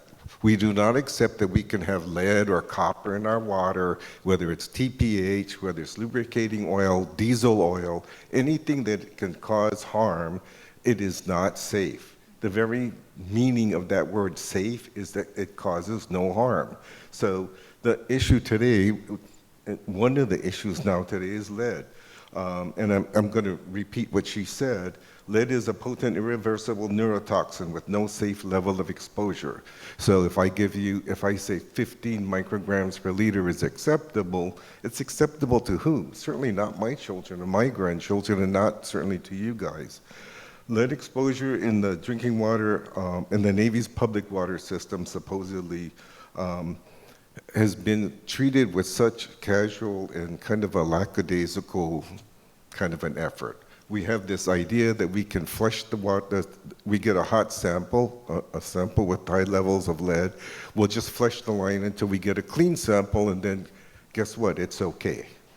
That's not okay. If you got a sample today that has a lead exceedance, what was the lead content prior to that sample? and then sometime later after you finish the flushing, because it keeps coming up. According to the Navy's information or the data they provided, there's been 26 lead exceedances from 2022 to 2023. 5 of these lead exceedances are in elementary schools to our children. And remember what I said, it's a neurotoxin. The last thing you want to do is give your children neurotoxins or any kind of chemicals that can cause harm today and also in the future. And if we really don't know what the lead contamination is like and what the health problems are, look up the information for the people and the children from Flint, Michigan, when they were exposed to high levels of lead. The course of action to just flush the water, to flush the lines until we get a clean sample seems to be the acceptable method. It's in the course of action. But further than that, the Navy decided they don't want to test for lead anymore, or apparently that's what they've been saying, and they're not going to be continuing with lead testing as part of that extended drinking water monitoring plan. I don't know how that is acceptable to EPA or the Department of Health, but that seems to be one of their planned efforts. The lead scavengers, EDB and EDC, were carcinogens that we asked about in 2023. We've been asking about it, and there's been some data, but the lead scavengers are really important because they're known carcinogens. And again, how much of that is in the water, how much of it is the Navy families are exposed to. Consider this, the Navy tells us in their drinking water system, 20 million gallons of water a day passes through their system. If it's 20 million gallons of water a day and you take a water sample at your house and the lead content is high, what was it prior to it and what was it afterwards? So somewhere, and again, she mentioned that this contamination is in the source water. What are we doing to find out what's in the source water and why have we not been testing for lead in the source water and doing the investigations accordingly?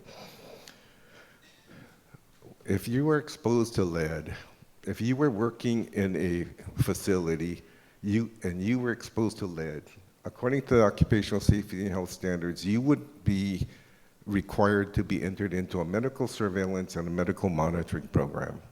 So my question to the Navy and to EPA and to the Department of Health, for all of those families exposed to these lead exceedances from 2022 to 2023 and now, what medical surveillance program has been implemented? How many families have been sent for blood lead testing? How many children have been sent for blood lead testing?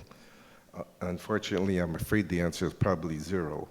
But the Navy also has their own requirements. They have a Bureau of Medicine instruction that talks about all of the precautions to be taken for exposures to lead in drinking water, none of which they're applying today. We don't know why. Why is that? How long is it going to take now for us to figure out the source of lead in the water? How long is it going to take for us to do assessments? How much more data do we need? We have this data now. What are we doing with this information? How are we protecting our families? More importantly is we don't want to see tomorrow when our water has lead in it that we're trying to figure out what we're going to do about it. So again, it's what actions are we taking? We cannot accept the amount of lead that you're saying is in the water that's safe. Don't tell me it's safe. We also have a lead and copper rule. So what are we testing? How are we checking? And what are we exposing our people to? And then how are we monitoring them? Okay. Oh, sorry. Okay, I just wanted to make a quick announcement regarding this. Thank you, Elin, so much for educating the CRI and everybody else, the community, about what proper lead compliance sampling is supposed to look like. Thank you. And because of what we have learned, I just wanted to let everyone know the CRI has submitted 3 more records requests regarding lead and copper compliance sampling data and lead exceedances, and we will share this information with the public when we receive it. Hey, Eleni, you want the last word on this agenda item? We have to expedite. Yeah, thank you. And I think this report that we got from Elin just emphasizes the need for third-party investigators into our water and the situation here. This is what we have been asking from day one. And people need to look up. There is a reason why there's no amount of lead in our water that's safe. I have a brother, I want to share this story. It's why it made me really kaumaha to hear this, that our children in our elementary schools are drinking lead. I have a brother who's deaf in one ear from lead poisoning. And this is unacceptable, but I want to thank Elin for that. But again, emphasizing the need for a third party, a real investigation into our drinking water. And also, I want to emphasize the fact that the Navy is not here, and that all we can do is write letters to them. But if they were here, if they had the respect and these Hawaiian values now they're saying that they have, right? Malama da aina and everything, they would be here, but they're not here to answer any of our questions. Meanwhile, our kids are drinking lead.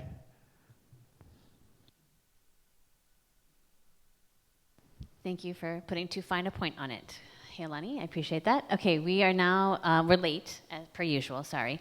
But we're going to hurry as best we can. First, we're going to go through, because we are solution-oriented, we're going to focus on two technological improvements that people can employ if they have the financial means to do that, and or pressure the government to pay for these technologies for them. So first we have Colin from SourceCo, and then we'll have a representative from Waiea Water Company, and then to help explain those. And then from there, we're going to go to Uncle Kiyoki Fukumitsu to talk a little bit about the experience with the military in Waikane Valley, and then we'll go to public testimony, which might be more like 7:15. Thanks.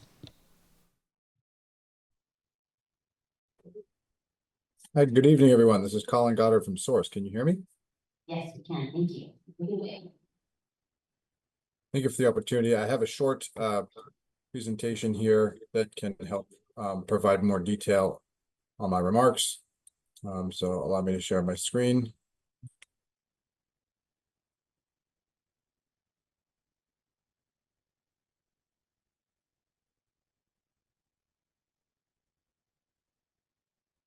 Good evening, members of the community. Thank you again for the opportunity to speak. My name is Colin Goddard. I'm a vice president of project development for Source Global, and I've been at the company for about 6 years. At Source Global, we're a certified public benefit corporation that's based in Scottsdale, Arizona, that was founded out of research done at Arizona State University in the early 2010s.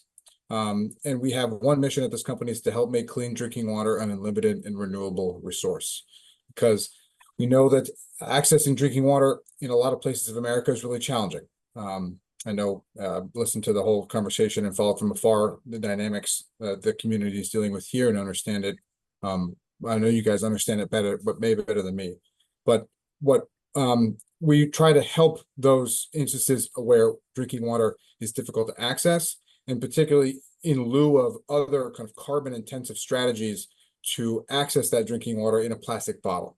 And this is really the problem statement that our founder and CEO and his team of graduate research students at Arizona State University took and said, how can we take the principles of renewable energy and apply it to drinking water to help leapfrog some of these challenges and make sure there's clean drinking water accessible wherever it's needed. And they used a strategy that humans have been using for thousands of years by tapping into the abundant amount of water vapor in the air all around us, but doing it in a way that was broadly geographically applicable and didn't require kind of large amounts of humidity and energy. And what they developed is our core technology called a hydro panel. So it kind of looks like a solar panel, but instead of making electricity from the sun, it uses the sun's energy, but really the sun's heat, to convert water vapor in the air to liquid drinking water under its own power.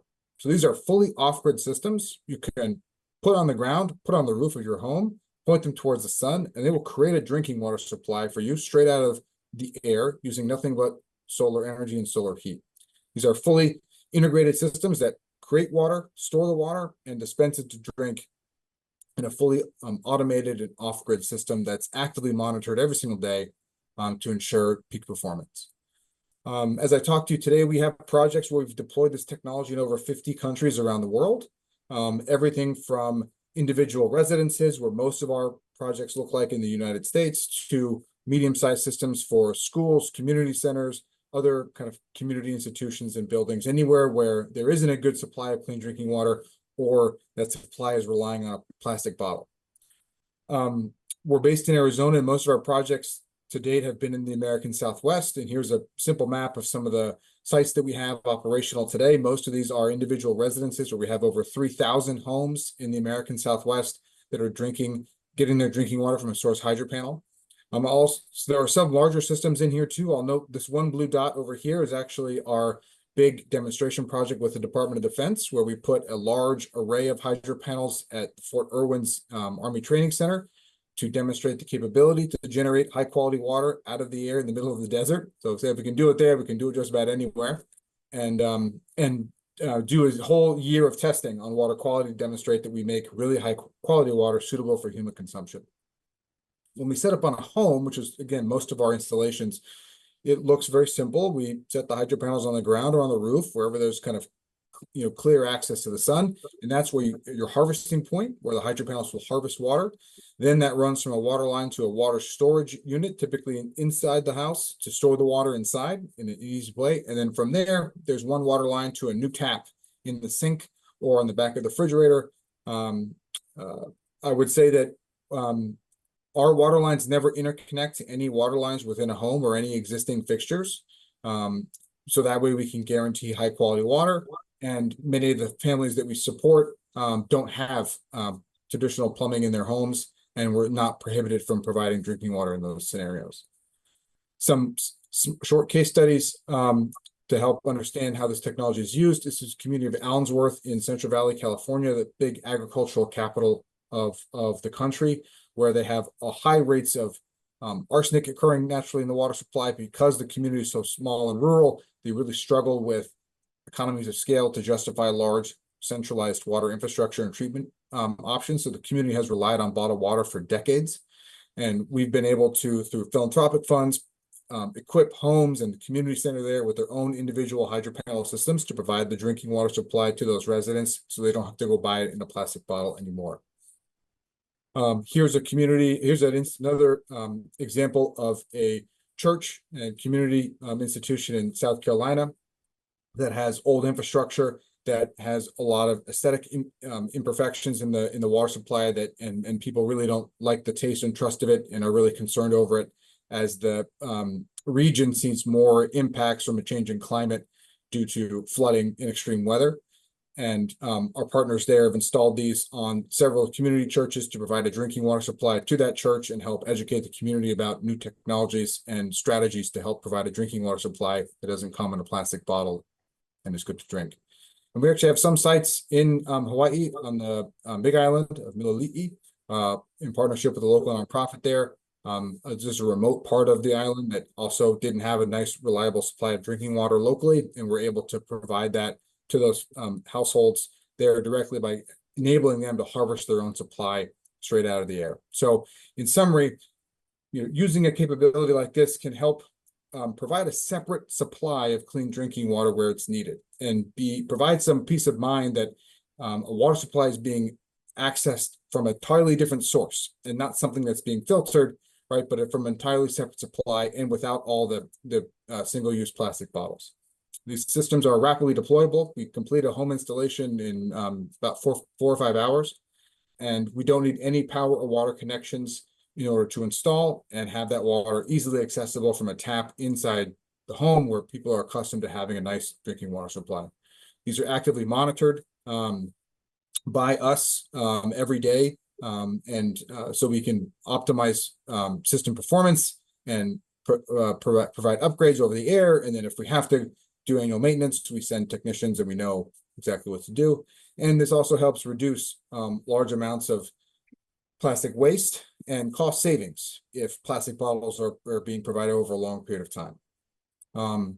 So that's a short summary of kind of how our technology works and how we use it around the world to help solve drinking water problems. Again, thank you for the opportunity to say a few words and share about our work in technology. Happy to answer any questions. Thank you very much, Colin. That was amazing and fast. I appreciate it. How much does one of these hydro panels cost? The big question was about cost. Each hydro panel is $2,000. So we put 2 on a home, typically, is our standard residential setup. And that's about $4,000 for the hardware, and then about maybe another $100 or $1,000 or $2,000 to ship it and install it. So maybe for a home, you're all about $6,000, $7,000 all in, depending on kind of where you're installing these in the United States. And that residential system will harvest approximately, certainly in a place like Hawaii with a lot more humidity and sunlight, an average of, I'd say, 50 to 70 gallons of water a month on average. So water supply that's suitable for drinking, cooking, and kind of oral hygiene purposes, right? Which is really what the high quality water that we're designed to provide. Excellent, thank you. Hi, thank you very much, Colin. That was very informative.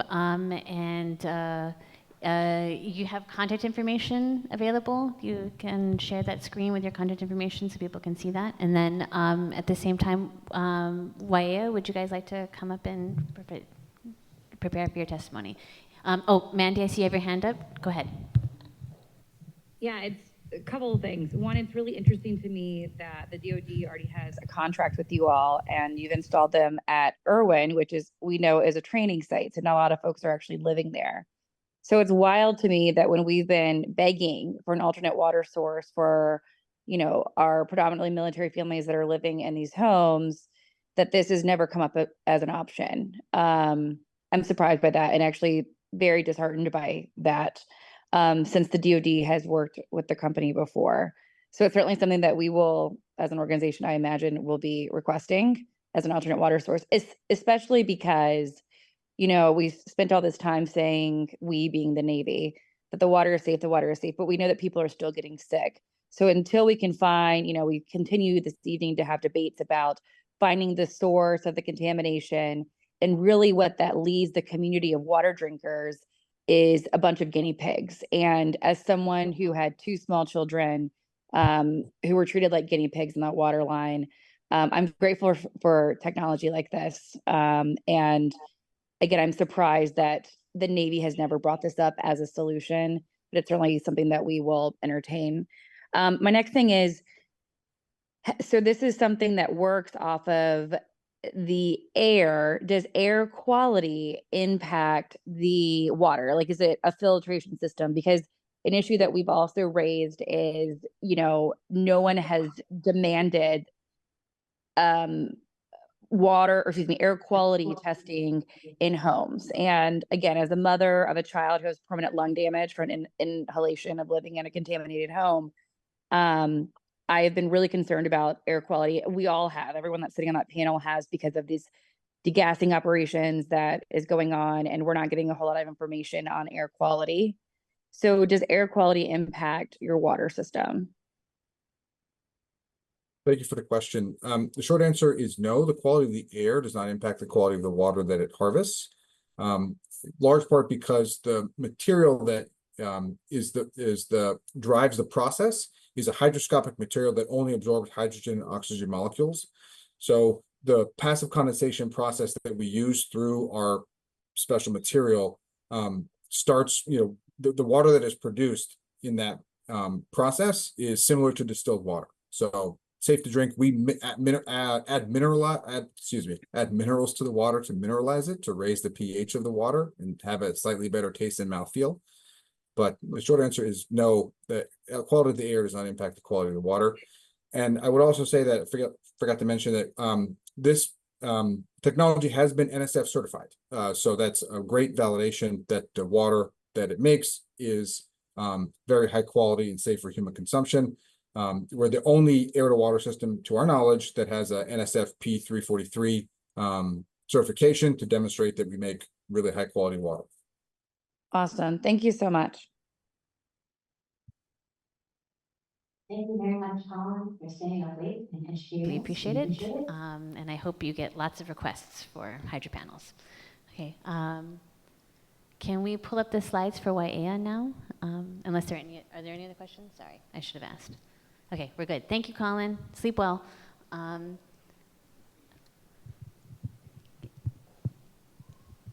right, here we go. Aloha mai kako. Thank you so much for having us here today. And if you haven't tried the water yet, please do so. We brought 2 WS5 machines so that you guys can test it, drink it, use it and see how easy it is to use. All you gotta do is plug it into the wall. Cold water, hot water, super easy. 5 gallons minimum per day is what you can produce with that machine. So please try it before you leave. But thank you again for having us here today. A little bit about our company. We're a local company. We have a base here on Oahu, but we service all the Hawaiian Islands and also have locations in Tahiti and Guam as well. So next slide. We are Waiea Water Solutions, and we offer sustainable water solutions, whether that's potable water or gray water recycling as well. Next slide. A little bit about ourselves. So here today we have CEO Anton Smith, our CTO over here, Josh Walters, and I'm Angelique Cueva, and I'm the Director of Gray Water Recycling. Next slide.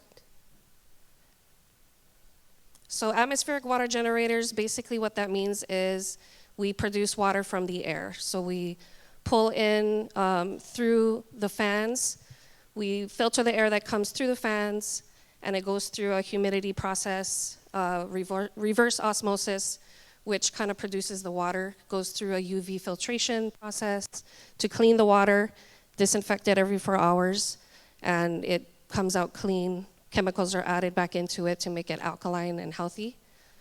So easy to use in businesses, hotels, personal residences, and they come in all different sizes. Next slide. So here's a little schematic of what that process looks like. So you can see the air inlet coming in through the side there, pulling in the air into the machine, creating condensated water chamber, and then it goes through a filtration process, stored in a water tank, where it goes through a UV process that re-disinfects that water every 4 hours until it's used. There's also mineralization that's added back into the water to make it more healthy. So it's the best tasting water you can have. Definitely try it before you leave. Next slide. So air to water benefits, you don't need any microplastics in your water. There's no bottled water. No more worrying about distributing the water, having to store the water. I can't see that far. I can't see the slide that far. Okay. Sorry. Easy maintenance, low maintenance, fully automatic, easy to use. You just plug it right into the wall.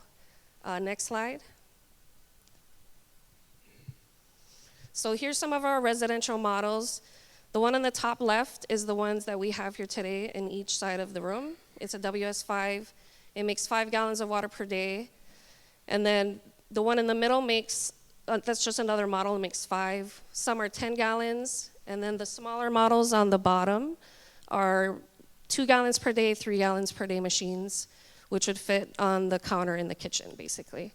So all different kinds of sizes. Next slide. And then we have large scale commercial applications. So the one to the far top left, that's actually in a shipping container. That makes, I think, 1,300 gallons of water per day. It has a built-in diesel generator with a water storage. So basically you could ship it, drop it anywhere that would supply water for a lot of people. And then as you can see, there's all different kinds of sizes. The ones on the bottom 3, we actually have in our warehouse right now. Some make 220 gallons per day. We have the one with the trailer, where you can hook it up to any truck, take it to any location, take it to any site, and there would be water produced every day with a built-in generator. Next slide.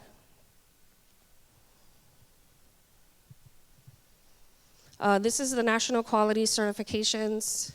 So all of the water has been tested. It's clean and safe to drink.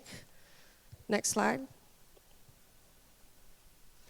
And this is kind of a segue going into the gray water recycling. So this is just a schematic and a drawing of a house and how it's typically hooked up to a municipal water connection. What our technology offers is a way to connect water to your home as an independent water source. So instead of relying on municipal water, which could be contaminated, you can hook up a 200-gallon per day air-to-water generator to your independent water line for your home with an external tank and a pressurized line and feed your entire home with clean water. You take a shower, drink water, do your dishes, the whole 9 yards.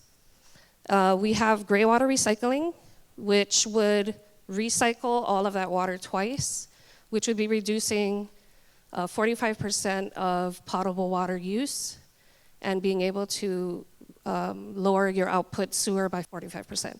So technically, you'd be saving not only water, but you'd be saving money on your water and sewer bill. Next slide.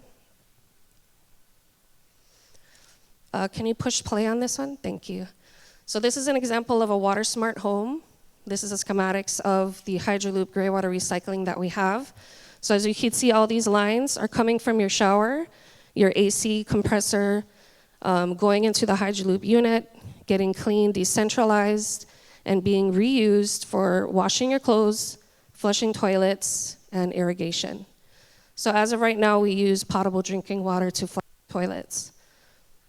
Next slide. So this is the Hydroloop treatment process. You have sedimentation. Sedimentation is collected at the bottom of the tank. Then there's flotation. Tiny air bubbles bring the suspended solids up and it gets skimmed into the sewer. Then you have air filtration, air flotation. Tiny little bubbles brings the suspended solids up and skimmed into the sewer. Foam fractionation, and then it goes through a MBBR and UV disinfection. So everything that's stored in the bottom of the tank after it's been decentralized and cleaned gets redisinfected every 4 hours before being used for the toilet flushing, washing clothes, and garden irrigation. Next slide. So these are our current models right now. There's the Hydroloop H300. It will have a volume of 90 gallons that you can store and 180 gallons that you can use to recycle and save water daily. And then we do a Hydroloop Cascade system, which is completely scalable for residential and commercial applications. So right now we're working with a hotel currently, showing them how we can collect, save water instead of basically reducing their water input by 45% and so sewer output by 45%. So instead of using all that potable water, we can recycle the water, use it twice. Next slide. So this is just the schematics of the gray water recycling. As I mentioned, it's IAPMO and UPC certified. We have NSF 350 as well. Next slide. And this is just more certifications. Next slide. This is what a house home installation looks like. To the left, that's a residential installation. And to the right is a large hotel installation. So this, to the right, that Cascade Hydroloop gray water recycling system is collecting hand basin sinks. It's collecting all the shower water from the hotel. It's getting stored in the buffer tanks and going through a polisher system to be reused for toilet flushing, garden irrigation, and washing clothes. So reducing a lot of water waste. Next slide. Benefits of gray water recycling: stop using our potable water to flush our toilets. We can use the gray water that's going down the drain anyway, clean it, decentralize it, recycle it, and reuse it, instead of relying on our municipal water, which is getting smaller and smaller every day, unfortunately. Next slide. This is some of the projects that we've done already. Like I said, we're a local company. We get very involved with our community. We have a foundation called Waiea Water Foundation. We actually went to Red Hill Elementary. You can see Josh in that picture there. We were able to get a donation for a WS5 to Red Hill Elementary once the jet fuel was spilled. We went into action, got some donation, raised some money. In that picture there, you'll see the trailer. That's a 200 gallons per day machine. We hitched it, took it to Red Hill Elementary, kept it there, I don't know how many days, yeah, about a week, allowing everybody to come and get water. Next slide. And then this is the, from last year, the unfortunate Lahaina fires. As soon as that happened, we kicked into action, started raising money. We got Young Brothers to ship the trailer over there for free, to bring it over to Lahaina. You can see Josh and me in that picture over there, my cousin. He helped us get the trailer to Lahaina. We raised a lot of money with the diesel fuel to keep that running.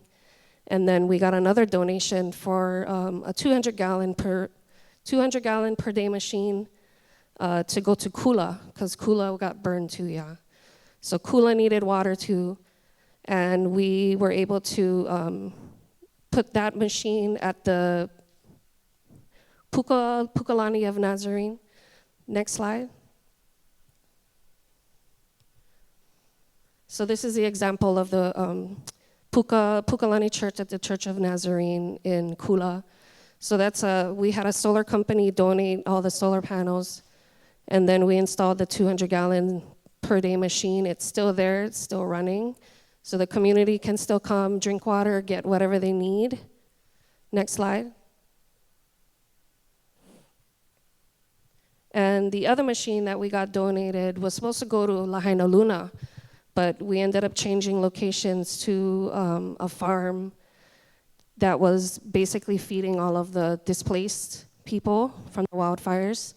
So they need water, yeah. So they built this concrete pad, put a roof on it. There's gonna be solar panel donations and probably an extra storage water tank at some point.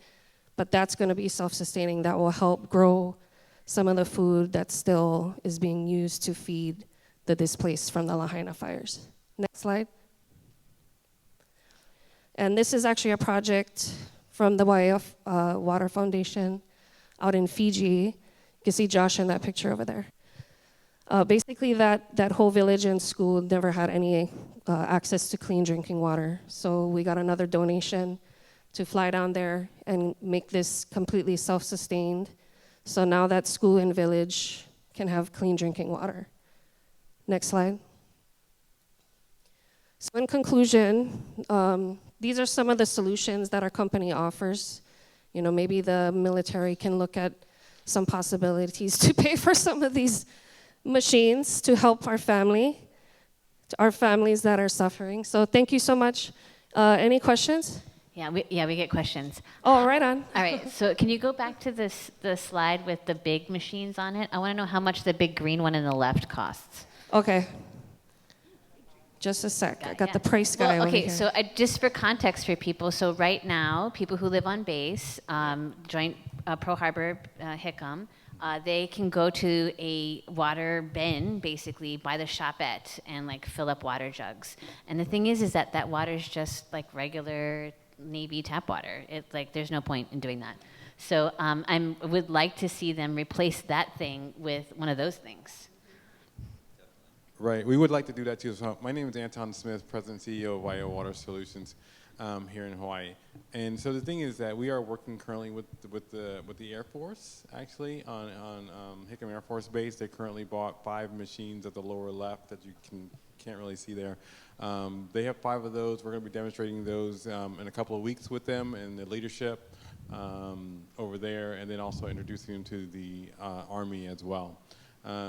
Could you add the Navy to that invite list? Very nicely ask, introduce them and ask them if they would like to buy one of these. You have to be really nice. They don't like it. We've reached out to the Navy. You have? Several times. When did you talk to the Navy last? So the last time I was able to talk to Navy is maybe a couple of weeks after the initial spill of Red Hill. We went to them initially to kind of give them a solution because they shut down the Navy Exchange and all the food service areas there. We gave them a solution with this, and that was not something they were willing to do at that time. Well, it is a new admiral now, so Right. it may make a difference if you try to ask again. And we'll also send a letter because Right. apparently sending letters Sure. is extremely effective. So, so how much does it cost? So the largest one that you see there, that one's $200,000, but that comes with not only a water system that makes water over 1,000 gallons of water a day, but like Angelique said, it does have the tank, a storage tank inside of it, and also a tank to hold the diesel fuel to run it. So it's very self-sustaining, and you can put that anywhere. Okay, so for the cost of $200,000, Right. we could provide 1,000 gallons of water a day. A day. A day. Yeah, it's nice 200,000 gallons doesn't even show up on the Navy's budget. They have so much money. It's like a rounding error. So I'm retired Army officer. It's okay, so- we got lots of military people here. So I understand that and the budget, and so I was actually in charge of the Pacific region healthcare for a little while. Here I retired here myself, and so I do understand that what the budgets are for the military very much. And so yes, this is not something that was unattainable for them. So like I said, they bought the lower left one. Those were about 55,000. They bought 5 of those. The Air Force bought 5 of those. They did. Do you have a last year. timeline for when those will come online? They're actually in the next month. Next month. They're going to be using them for exercises. So. Not for the people who live on Hickam. Okay, thanks. All right. Other questions? Yes. Okay, I'm really excited about the military housing project. Maybe. I'm just sending it out to the universe, right? It'll happen. It'll Right. happen. I'm also wondering about the implications for farmers and those in rural areas. I'm thinking Good. about Ka'u, Ke'au, Hawaii Yes. Island, Kauai, Oh yes. Anahola. Kunia, all these farming and individual households who farm, Yes. it's a big cost for them to get something like this. I know they would definitely appreciate it. So I'm wondering, you've worked with different agencies. Have you Yes. guys interfaced with Office of Hawaiian Affairs or DHHL on matching costs? OHA puts So- in a little bit of money. You guys put in a little money. And here, free farmers, water. Yes. Yes. Yeah? Okay. So the answer is yes. And so the Department of Hawaiian Homelands has reached out to us, a program director. And so we're working with them as well. But we also are working with Maui County. There is a meal grant for farmers. Okay, if you have 12 acres or less, you can get a meal grant for about $25,000 depending on the grant. And so we have some farmers who have actually applied for that grant, received that grant, and we've given them discounts so that they can have machines for their farming. So they are currently, one was just delivered yesterday. Okay, that makes 100 gallons of water a day. So they can feed their chickens and things like that and do farming. And so this is something that is available to them at this time. And if they get an external storage tank, you can double the capacity, right? So you get the external storage tank, and then you add in to keep the water. Right, yeah.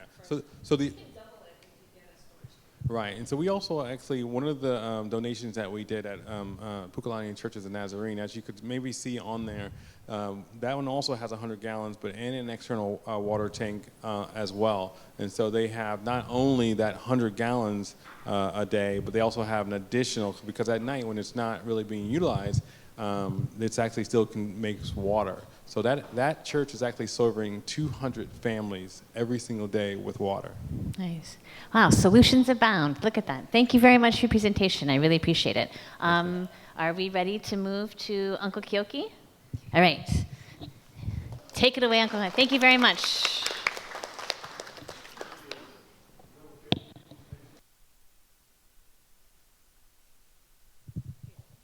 Excuse me, just so funny. So I'm hoping that you can provide some background and just describe the community's experience working with the military. We know that Waikani Valley was used as target practice in and around World War II, and that at least one family, the Kamaka family, maybe others were displaced by that, and that the military promised to clean up the unexploded ordnance, but has not done that. And so if you could add to that, that would be great.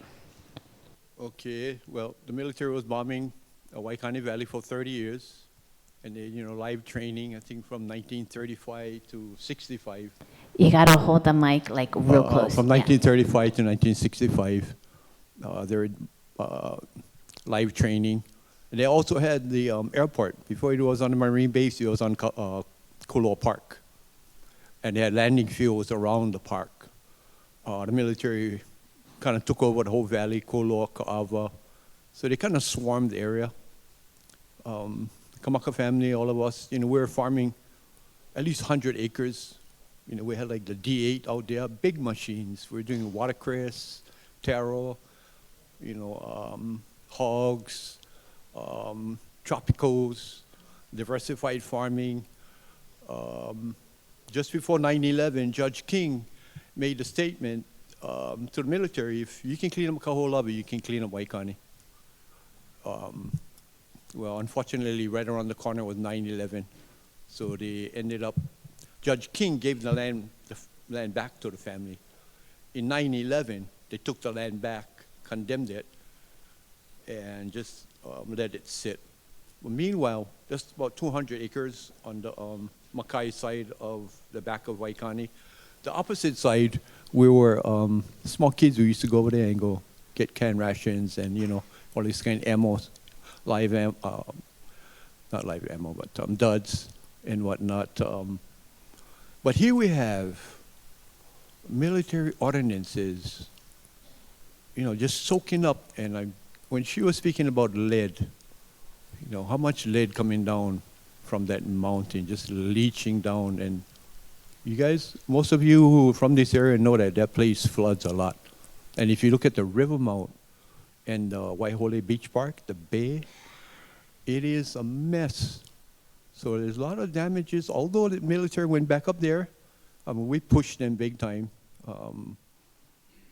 I think for maybe 20, 30 years they tried cleaning them up and still made a mess and still didn't complete their work. And all this stuff, the same stuff they're giving you guys. We're moving up the valley with our water restoration and conservation and so on. So it's just a matter of time where we're going to be in front of this panel again. Right now I'm cool and collective, and interesting that nobody yelling at each other. So there's a lot of stuff to talk about, because everything that comes down from that valley and into the ocean feeds us. We eat everything from that river. The opo, the opai, different varieties of that. And that's our breakfast, lunch, and dinner. This water's going down into the ocean. They meet the sweet water. Then you get the saltwater fish and the freshwater fish. We eat all that too. Then you go in the coastline, we get the opai, we get clams, we get oysters, and then you go just right to the next level. You can, pretty much you're going to have to do something. I don't want to rev it up right now, but definitely if you pass over there, you can see the impact of the silt. So up Mauka, where they were bombing, they have to put up ground cover and do some vegetation and stop the erosion and all the silt from coming down. And, we're still eating, drinking the water, running wild up there. Who knows what contaminants are, leaching onto us. What I don't want to exaggerate. So, any questions? Thank you very much, Uncle Kyoki. Thank you. Thank you so much for being here, all of the Waikane farmers. I really appreciate it. I think we're interested in what sort of impacts the families may have experienced as a result of any exposures, and whether or not any of the families have indicated that a lead exposure or any other kind of exposures related to the military ordinance. Mahalo. Interesting enough, nobody did do anything, but it's due big time right now, because we have all our kids. We got more of our kids, because in the rivers and the ocean. That whole area go down to Kolo Park. It takes 6 months for that place to kind of rinse out from the Marine base coming back. And yeah, they displaced 32 families. Yeah, 32 families. And the land is beautiful, and I'm sure, the bombs is one side and the usable stuff is the other side. We made miracles on Koholawe. We can do miracles on Waikane and elsewhere. Thank you very much, Uncle Kyoki, for providing that background and context. Thank you. Thank you. All right, we're going to move to public testimony now. We have a few people signed up for testimony online, and I think to spare Madison's arms, we'll do those 3 first, and then we'll go to in-person testimony here.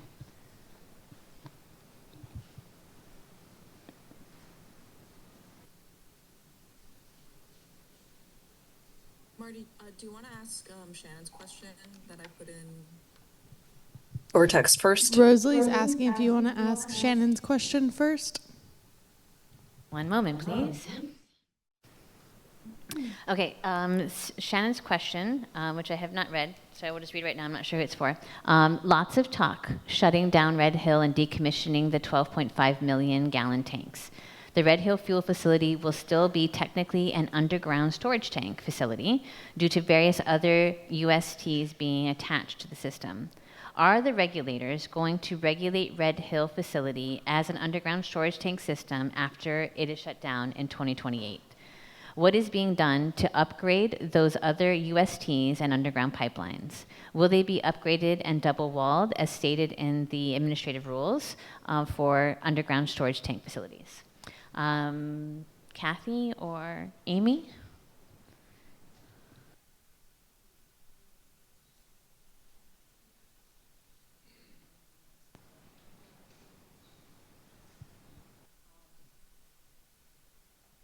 Apologize. I was talking to Uncle when you were reading that statement. The basic gist of the question is Red Hill is an underground storage tank. We are talking about shutting it down, but there are other pipelines and underground storage tanks that are connected to it. So it will still be considered an underground storage tank even after it is technically, cleaned up and no longer an immediate risk to our health. So the question is it will still be regulated after 2028 as an underground storage tank, if you know? I don't know the answer to that, Okay. but we can certainly, if you shoot us the email, we'll try to get you an answer. Okay, thank you very much. Appreciate that.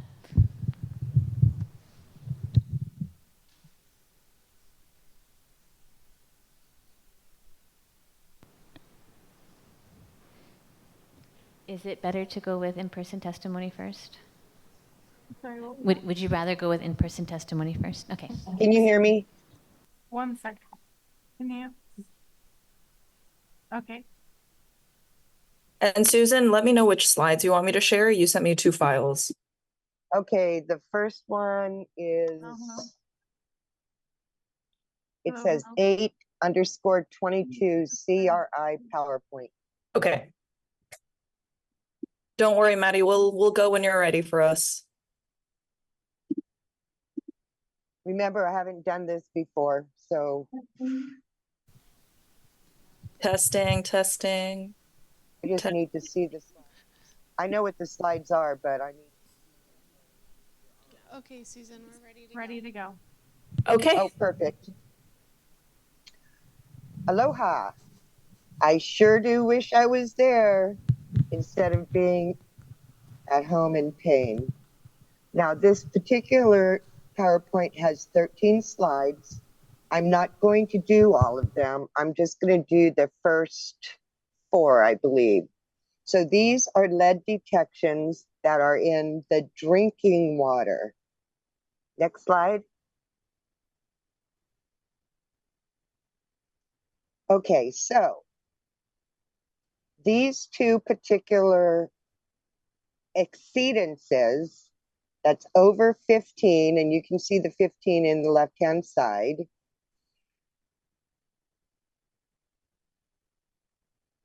The 23.8 was found in zone D3 on January 10th, 2024 at 1034 Hale-Haka Street. Okay? And the second one, exceedance of lead, was on January 24th in zone H1, and that was 82.7. And you can see how far that is away from 15. And that was at 4697 Cow Lane. So hopefully none of you are living in either of those two places. And on top of that, I've got to say that I do not know if there is anything that has been done to remediate. That's up to the regulators. Next slide. So I took Elin's information, and then I figured these next two slides can be printed out by Kathleen and Amy to show the exact sampling protocol that Elin is talking about. I'm not going to read it to you guys. You can read it yourself. Go to the next slide. So I didn't make any of this up, okay? It's strictly from Elin. Next slide. Okay, now I'm only going to show you one of these slides, okay? So these are reported lead results, May 2024. They are detections. None of them are exceedances. On the far left, you can see the little box that says 11.3. And then all the grayed out, or all the stuff that's like smushed together, those are detections from 0.01 to 1.0.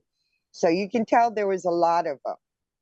And if you look at my upper right-hand corner, the box says total detections 259, okay? So I'm gonna go back to that number 266 for ppH. And I'm going to go back to one data point here, which is 11.5. And then all of these, and the rest of the slides are important, but I want to give other people a chance. Okay, can you go to the next presentation? It only has 3. I want to show you the difference between the drinking water and the monitoring wells. Yep, give me 1 second, Susan. Sure.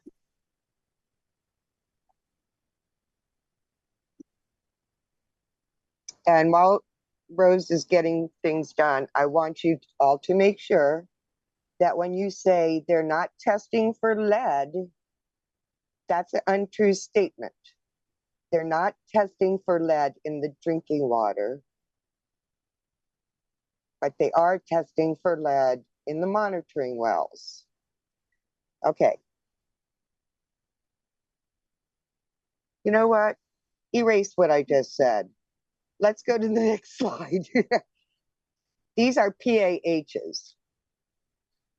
I knew you were interested in this. We were talking about it Wednesday, so I decided to do a data grab so that we could just see all the PAHs that exceeded between 2016 and 2024. And I broke these up into the different types of chemical. So if you see probably the first third, because my lines didn't show up, the first third are 1-methyl naphthalene. Then the middle part is 2-methylnaphthalene. And then the last one is naphthalene. All of those are exceedances. And then I gave you the screening levels on the top left-hand side for each of the chemicals. Now we can go to the next one. This is just Red Hill Monitoring Well number 2. I put this one out there because out of all of the wells, this one has been, I want to say always will be, but it shouldn't be, our biggest issue. And does anybody have any questions? Because I really would like to do a workshop with you guys. I have a question, Susan. Yes, I dear. think Mandy has a question.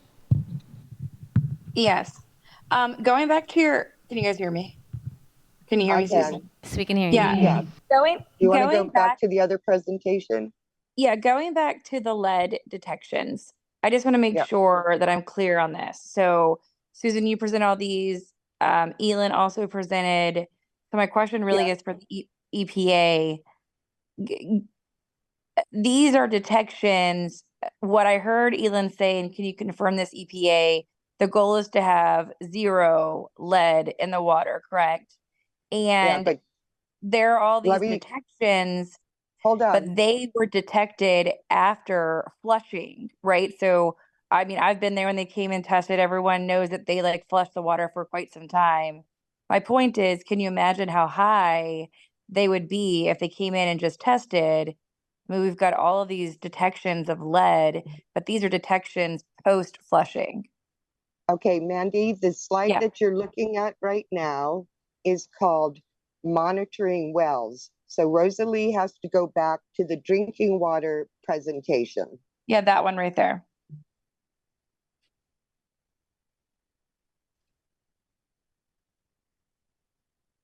Is this drink? Can you go to the first slide? Oh, I got a No, good this slide. this is fine. I just this is good. Can EPA just confirm that they're not supposed to be flushing the water before taking lead samples, and that clearly if they weren't flushing the water, that these detections would be much higher? That's what Elin's hypothesis is. And until the previous 2 slides are become the exact sampling protocol that Elin wants them to use, then we will not be reassured. As you said, Mandy, these look low, but with this whole flushing thing going on, these detections might be higher. And thank you for bringing that up, Mandy. Yeah. Can we get a response from EPA on that? I don't know if it was a hypothesis from Elin. She made it seem like it was an EPA testing protocol for lead. So, okay, that's good. Yeah, the question is, can we have EPA? You were having a hard time hearing you both. I apologize. EPA, Could you answer? Yeah, I was having a hard time hearing too, but I think what I understood is, the MCLG goal for lead is 0. However, the action level is 15 parts per billion. So if per the lead and copper rule for compliance sampling, there will be actions that would be needed for public water system to take if they have a 90 percentile that exceeds the action level limit, which is currently 15 ppb. So we did notice in long-term monitoring there were some that exceeded that 15 ppb, and there were actions that were taken to fix the fixtures and then follow-up sampling to confirm that there weren't any more exceedances beyond that 15 ppb at those locations.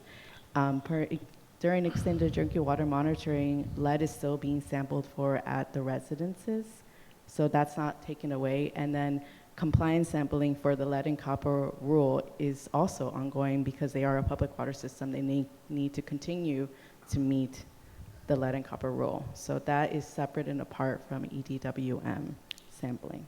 I think the question that Mandy had was, Do you agree with the protocol that you are not to flush the water before you test for lead? That is the EPA protocol. Do you agree with that So as being The working for flushing- EPA? So the flushing is to identify where the source of lead is coming from, because we understand that a lot of the sources actually can come from the lead service lines or inside the facility fixtures and facility piping. That is why lead is one of those, it's the only one that's tested in the residences.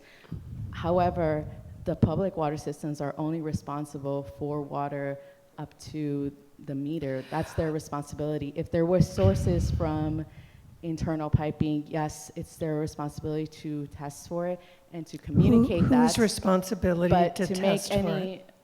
the water systems under compliance sampling for the Navy. lead and copper rule, yes, the public water system. So again, the question was, we talked about the protocol. So if you want to see if there's lead in the water, you're supposed to not use the water for 6 hours, and then you come in and you take the first draw.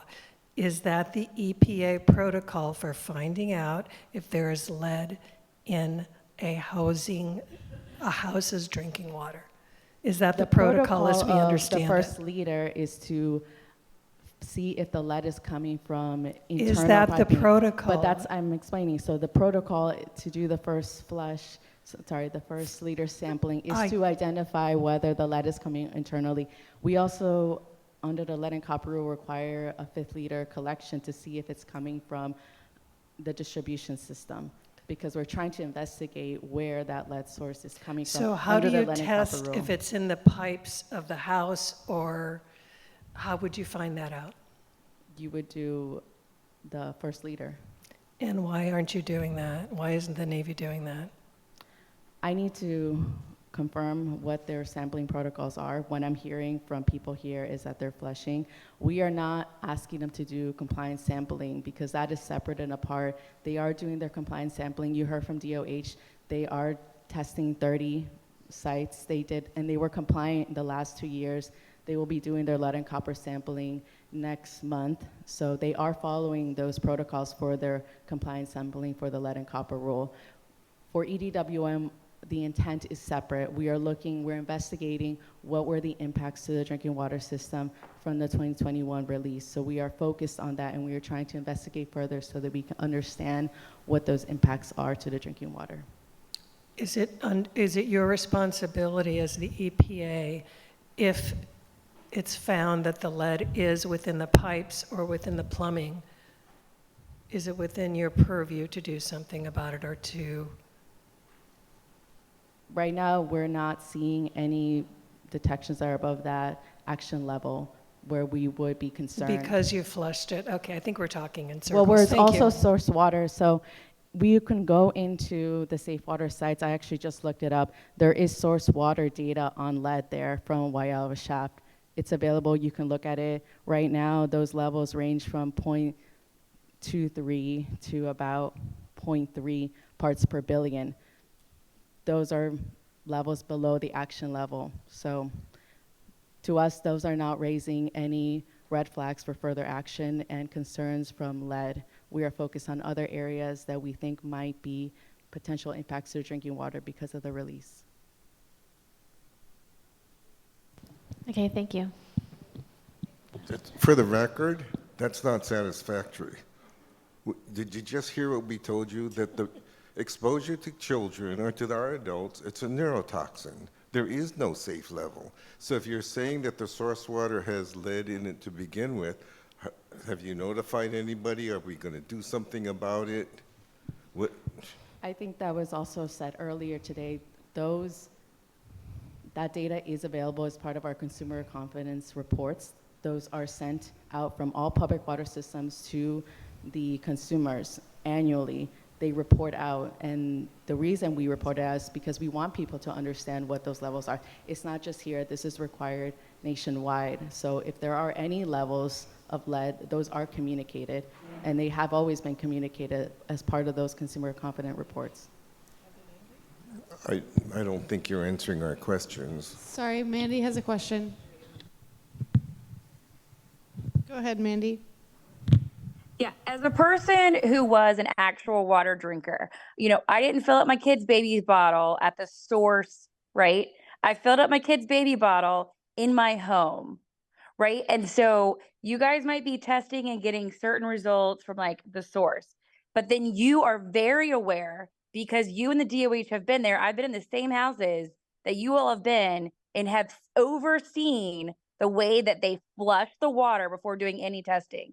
So to sit there and say that you're not aware that they're doing that is completely fabricated because you all, Chris Chen has been there, DOH has been there, Lacey, I, and Walter have been there to observe you all observing AECOM and the Navy taking samples. And it is a fact that they flush the system. And we just heard, and you all were just exposed, that the protocol is to not flush the system before lead samples are taken. And that is happening. So we're not talking about the source water.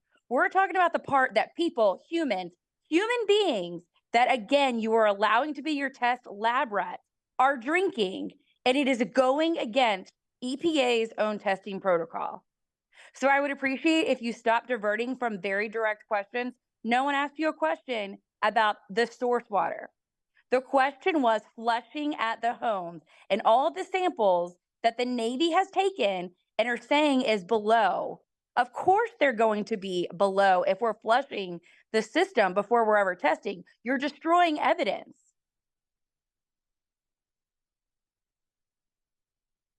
Okay, thank you, Nancy. We're going to focus on public right now. I think EPA's got the message. All right, so let's. We have still 2 testifiers online. Yeah.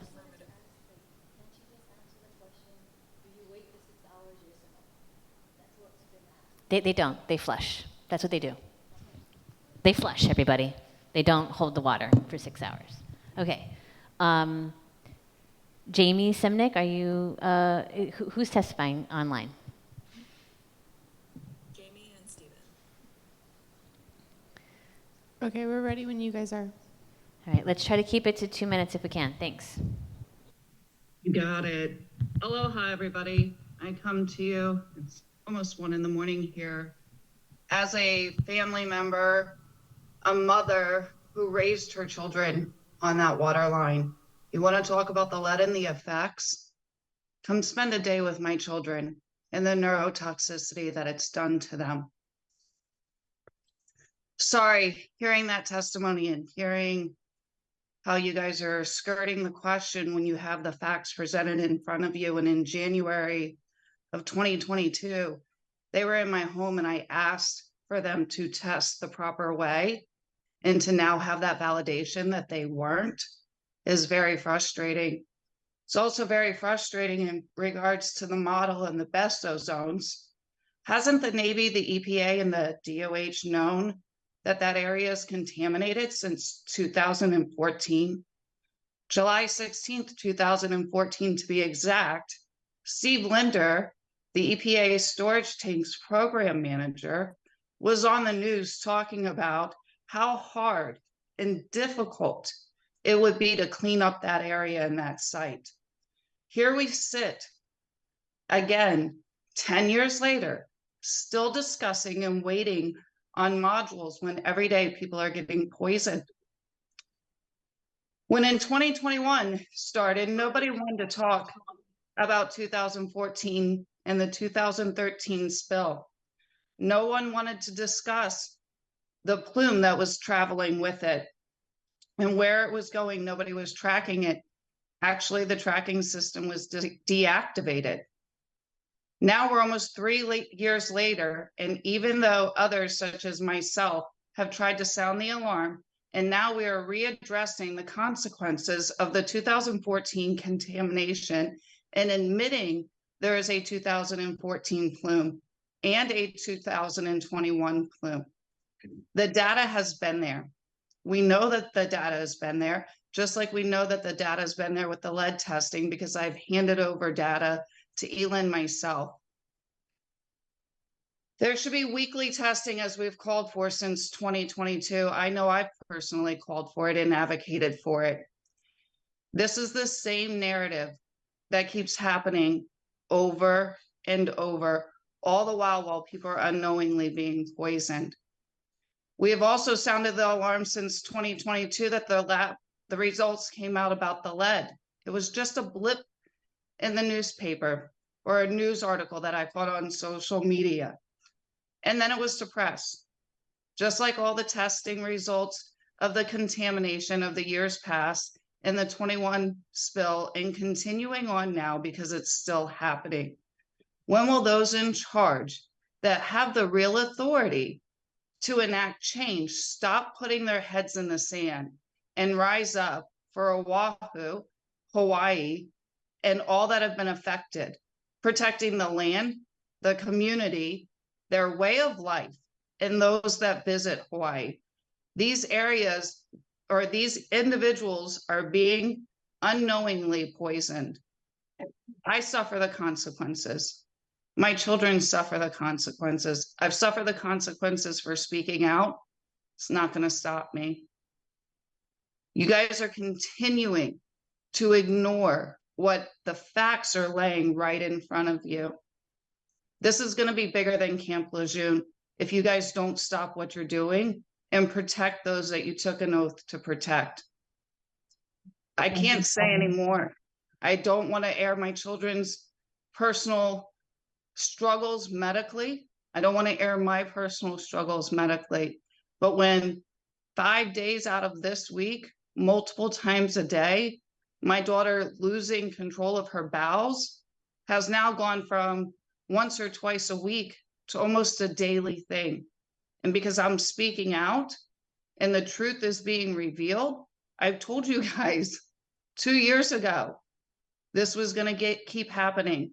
The cycle was going to keep repeating itself, and it's happening, and our bodies will continue to cycle until you guys actually stand up and fix the problem that you've created and that you've known has been there all along.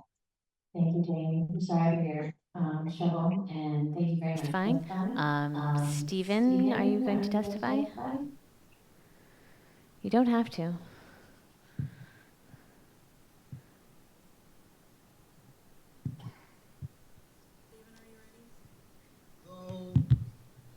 Hello. Hello, hello. Yes, we can hear you. Please proceed. Hello, hello. Stephen, they can hear you. I'm ready if anybody's able to get me. I've got the viewer on. What more do I have to do? We can hear you, Stephen. Go ahead. Oh, okay. I guess Mandy's first. Excuse me. No. We can hear you. Go ahead. You can actually hear Stephen Havlicek. Yes, we can. You have 2 minutes, brother. Take it or leave it. If you want to, you should do, or at least visit, consider this example test. Everything is governed by solubility.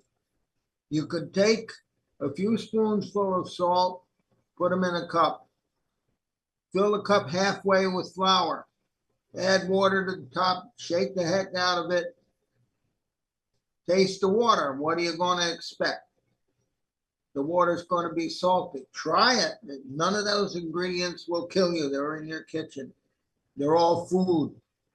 It's going to taste salty. Well, why is it going to taste salty? Because the salt dissolves in the water and the flour doesn't.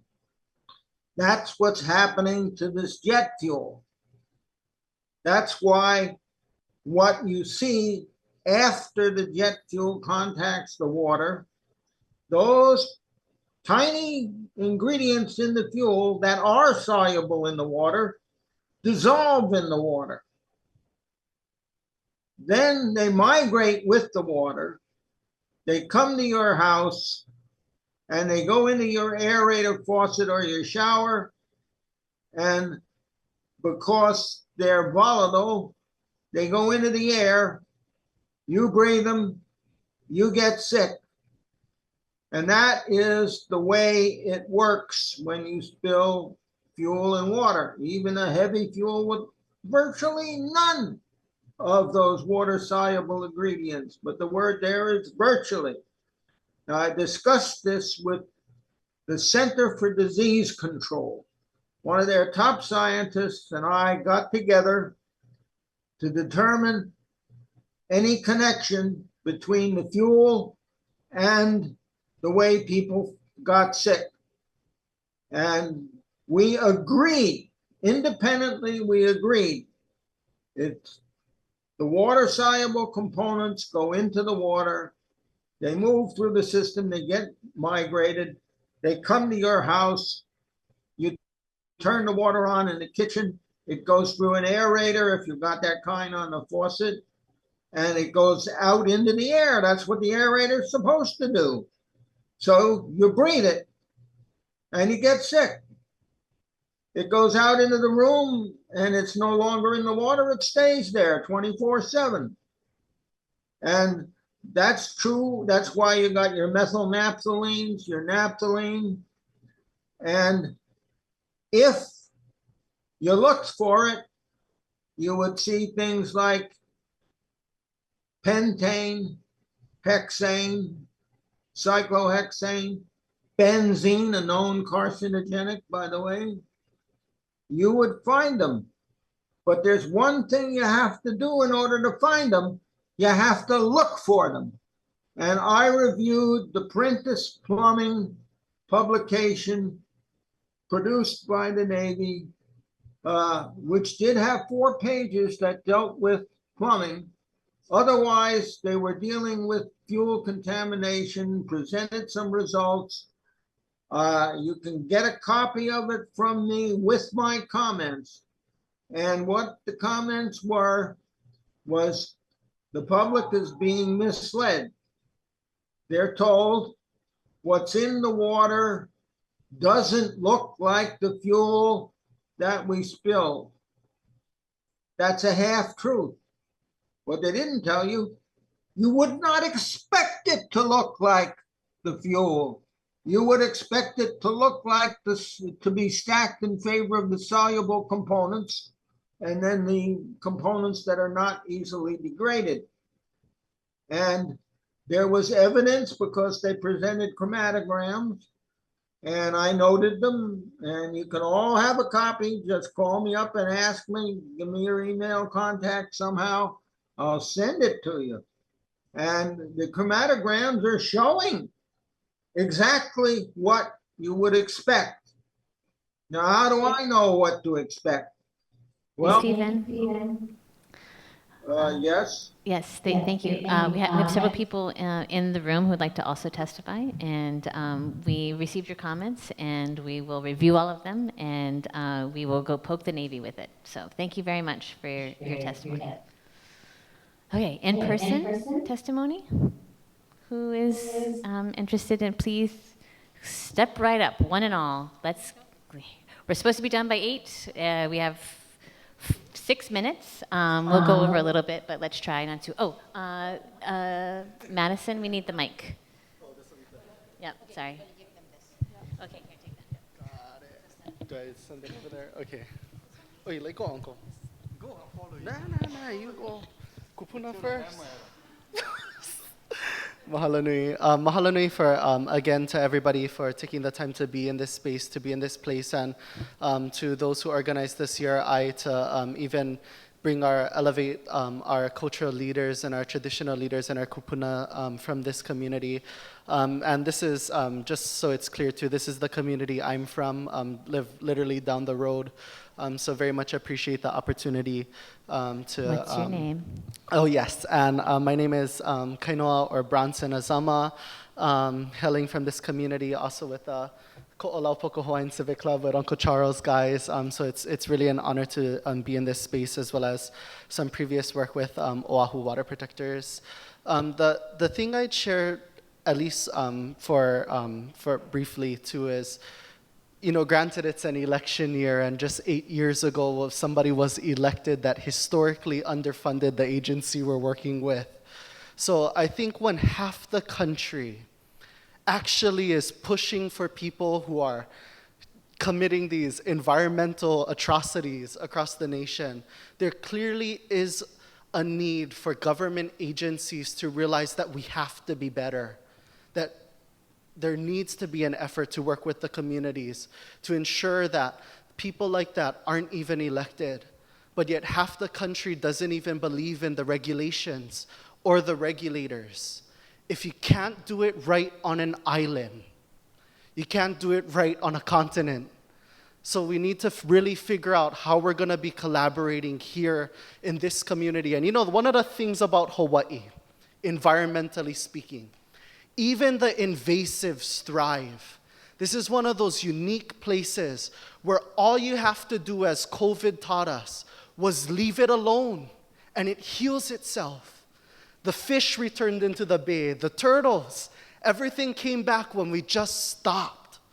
Yet we can't even bring the polluters into the room. You know, so there's clearly a need for us to do better. There needs to be penalties against the Navy for not showing up to our community. There needs to be stronger efforts to really bridge this gap, because it's such a slap in the face when they can force us to come to community meetings, tell us how great they are, ask us for the leases, and they don't even show up to the meeting to remediate the problems that they caused in our communities. Yeah, mahalo. The last bit I'll share too is just for perspective, this being one of our more recent issues.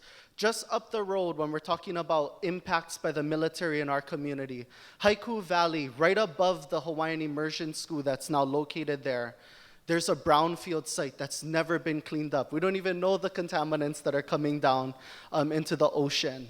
So there's clearly, again, a need, especially when it comes to this agency, when it comes to the DOD that has this limitless amount of money, as Marty's been alluding to. There needs to be stronger regulations on those polluters. The courts are clearly against the EPA. We've seen it in some of the recent Supreme Court cases. We need to change that story. We need to change how things are working and serving the communities. Because if you already lost the courts, you don't want to lose public opinion. So let Hawaii be one of those victory stories that changes everything around. So I'll close there. Mahalo nui. Mahalo.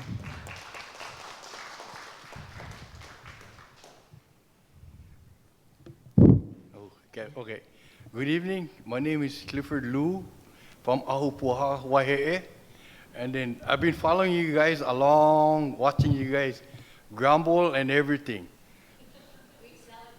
I mean, I was watching, you know, and I said, this thing was leaking for many moons before even the H3 started. It was already leaking. And a lot of times, you guys talking about the fuel, like, whether JP4 or JP5. You know, they got a JP5? Actually, JP5 is what's that? It's cleaner than gasoline.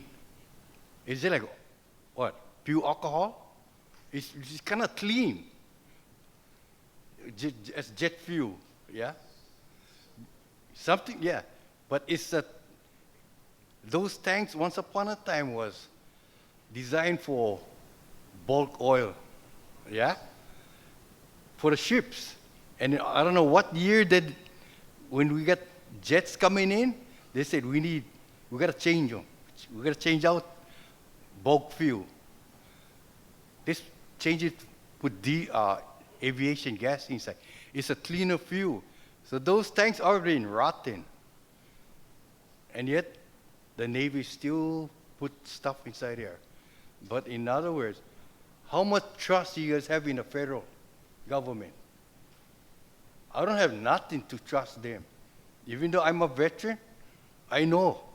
Because when you can find and tell me what project did they started and finish, let me know. I can sit down and talk story with you. They never did finish nothing. No project. And this one here, I doubt it if they're going to finish. I doubt it. They could even do Waikani. we are going to complain until the cows come home, make them finish this project. This will be the one they finish. We'll make them do it. Okay. Thank you very much. That's it. Mahalo. Line up to testify, please. So, aloha. Aloha. Tara Rojas. It just came to my mind as I listened to his testimony about how long this has been going on. Just to give you an idea, and in the first Uber I took, I believe it was last year, 2023, or 2022. Anyhow, was in an Uber. And this one man, we were talking story, an older man, he retired, and I was telling him we were coming home. And then I said, you know, what's going on with our water? He's retired. He goes, oh yeah, we knew. He was one of in the higher ups, and like they knew, and he just swept it under the rug. And this was like 30, 40 or so years ago, he's retired. So they knew. And as Tita Jamie had said as well, 2014, sounding the alarm, that's between 2014, 2021, that's 7 years. Between 2014, 2024, that's 10 years. So I was just thinking, you know, all these acronyms that you have, EPA, DOH, I wonder if we can kind of rename it, like CIR and CUS. Join it together, because that's what we're doing. We're going round and round and round, and it's all for show. That's all it is. It's all for show. And that wasn't part of my original. So just to kind of wrap it up, I'm going to simplify it. When are you all who are in charge gonna do and or admit to anything? When are you going to admit to anything and hold yourselves accountable to your own rules and regulations? That's one. Two, why is it that we have to become citizen journalists and do the work that you all are paid to do? And then finally, which was my first one, what is your priority? Do you all like to do extracurricular activity? Do you like to golf?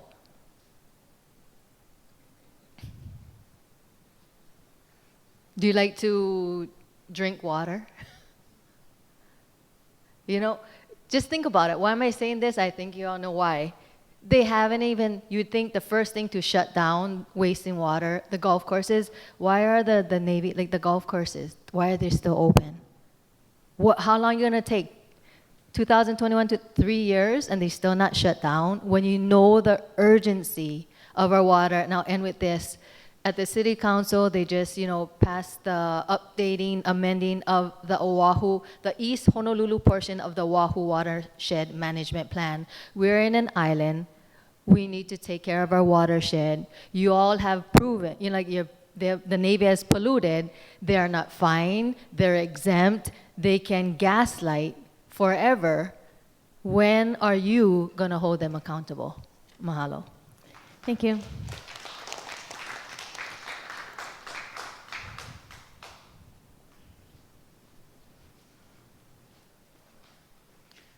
Aloha mai kākou.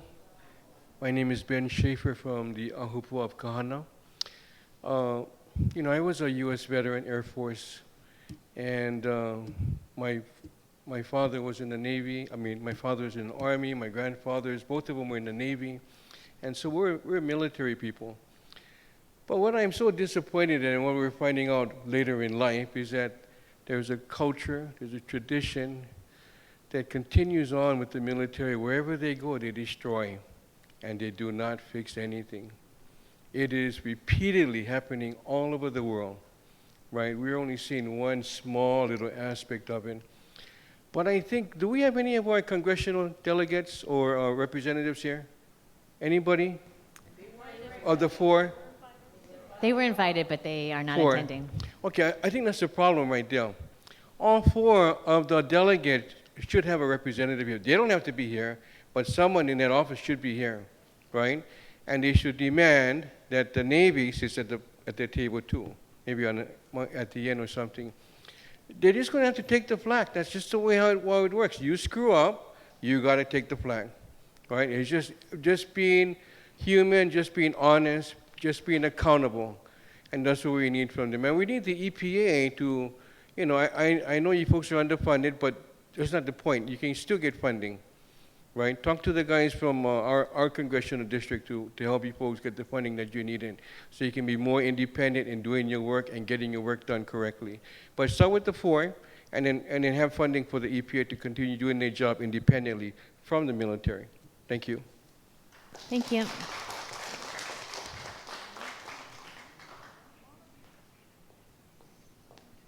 Time myself, so I don't take up too much space. Good evening, CRI members. Wayne Tanaka with the Sierra Club of Hawaii. Just want to say thank you so much for all of the work that you've done over the last year. It's just been, yeah, you've really been the tip of the spear on this issue and keeping this on top of mind for the community, and we wouldn't be here today if it wasn't for, in terms of the progress that we've made, wasn't for your hard work. I did want to raise a couple issues, questions, I guess. You know, first, I'm a little bit confused from the messaging from the Navy and more so from the regulators regarding the PAH detections, right? The polycyclic aromatic hydrocarbons, and you know, a lot of energy seems to be put into pointing other potential sources of this contamination. But we really can't disprove that it's from Red Hill, in large part because the Navy hasn't completed its groundwater model, and more importantly, its contaminant free and transport model that was required under the 2015 ACO. We also haven't installed the monitoring wells that we knew were going to be needed if something like this happened. And so, like, you know, using that uncertainty to justify, to push back against the Board of Water Supply, just kind of, I'm confused about that. And even more so, I think, say it isn't from Red Hill, right? So say it's from what, you know, a oily waste pit or like an old army facility in the area, right? What we're seeing now in all over the place is more and more contamination issues that are rising because of the history of military occupation activity and, you know, the plantations, which came into power because the U.S. Navy overthrew the Kingdom of Hawaii. And then I'm just saying it's historical fact, right? So shouldn't we be testing more? I mean, shouldn't we asking, we have this infrastructure of monitoring wells, like shouldn't we get more data, more granular information so that we can, you know, even if it isn't from Red Hill, if a news source hits one of our municipal wells and we're up Schitt's Creek. And so I'm just kind of, I'd like to encourage, you know, using the openings we have, whether it's through consent order or through more amicable means. The consent order is pretty consensual, I guess, from the military, like to just get that data, right, and protect our water sources and our distribution systems. I already ran over time. Okay, so the other issue I'd like to raise, since we are in Kaneohe and He'ea, and you know, there is, you know, we're all supposed to be stretching for water now. And we have a major water, like source, surface water source, He'ea Stream, that's supposed to be restored for many years now. The Board of Water Supply, unfortunately, cannot reduce its groundwater pumping that's draining that stream that feeds the Lo'ikalo and you know, Kaka'oiwi and the fish pond He'ea, because the Navy is, not the Navy, the Marines are using all of the water from Waihe'e to irrigate the golf courses on the Marine Corps base. And they're supposed to be using R1, right? So they're not supposed to be drawing water from this like incredibly pure and abundant and sacred source to water their golf courses, and yet they're doing that. And so just wanted to alert that, that, you know, the whole island is in a water crisis, and it's not just that side of the mountain, but it's this side as well. And yeah, if any folks are wanting to talk about, you know, what we might be able to do about that, then happy to just reach out to Sierra Club. And that's all. And I just wanted to end by just, again, you know, like, if people only heard what the Navy wanted them to hear, then, you know, we wouldn't have, no one would be paying attention, right? No one would know that there's still people getting sick, that there's still people that are sick, that there's, you know, that there are exceedances in the water testing, that there's real issues with accessibility of data.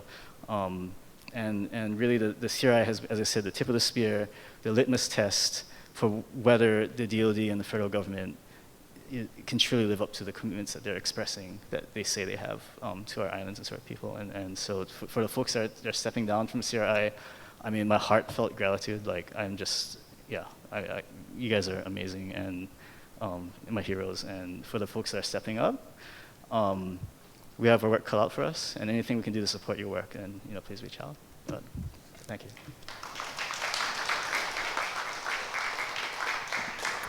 Thank you, Wayne. Can I jump in here? Thank you. I wanted to express my condolences to everybody that has suffered or had families suffer from these events. And I wanted to offer some solutions and kind of what's been on my mind due to these events. So we mentioned golf courses and there's hotels and that sort of thing. Really, it starts, I believe, with legislation. There's a building code that's out of date. A current code could indeed set the guidelines for companies like us to actually install these. Right now, our hands are tied by the wastewater and Department of Health and things like that on certain installations because we can't adopt an NSF certification to our plumbing code, or we can't update our plumbing code. So I think working with legislation to get tax incentive or rebates, whatever incentive to make this more affordable. Number one, the gray water is not that unaffordable in general. I think it would be mostly the construction installation cost, the plumbing cost would be the biggest burden. So if we could, work with each other, come together and, don't point fingers, and I know how sensitive it is, and I would be very upset if, my 8-month-old son was, sick from lead or fuel or whatever. So my son personally drinks only YA water, and that's not a marketing, plug. That's the quality of the water. I know where it's coming from. I feel safe and secure knowing the quality of the water that my son is drinking on a daily basis. And he is a happy, healthy lover, and and he's precious. So that for me, I can understand and wouldn't want to ever experience. So legislation and the plumbing code. What can we do about that? There was a green plumbing code on the national level adopted by some states. It's now becoming We Stand, I believe. And that's what we need to do. We need to stand up and we need to come together and we need to find solutions. So I propose maybe a group where we already have the beginnings of it, a task force which we are looking at legislation. We implemented, or with the help of a Maui senator, we had a bill introduced in January, but with our little legislative knowledge about lobbying and everything like that, it didn't get read. So we thought we were, we're like, yes, we got a bill, but it We've didn't been get read, there. so yeah. Yep. Now we know, or now I know. So I think there's things like that we could do, but maybe coming together and working on this group that as goals are, working with senators, working with the NSF, the EPA, bringing everybody together, the Hawaiians, the politicians, the parents, the family members, coming together and really,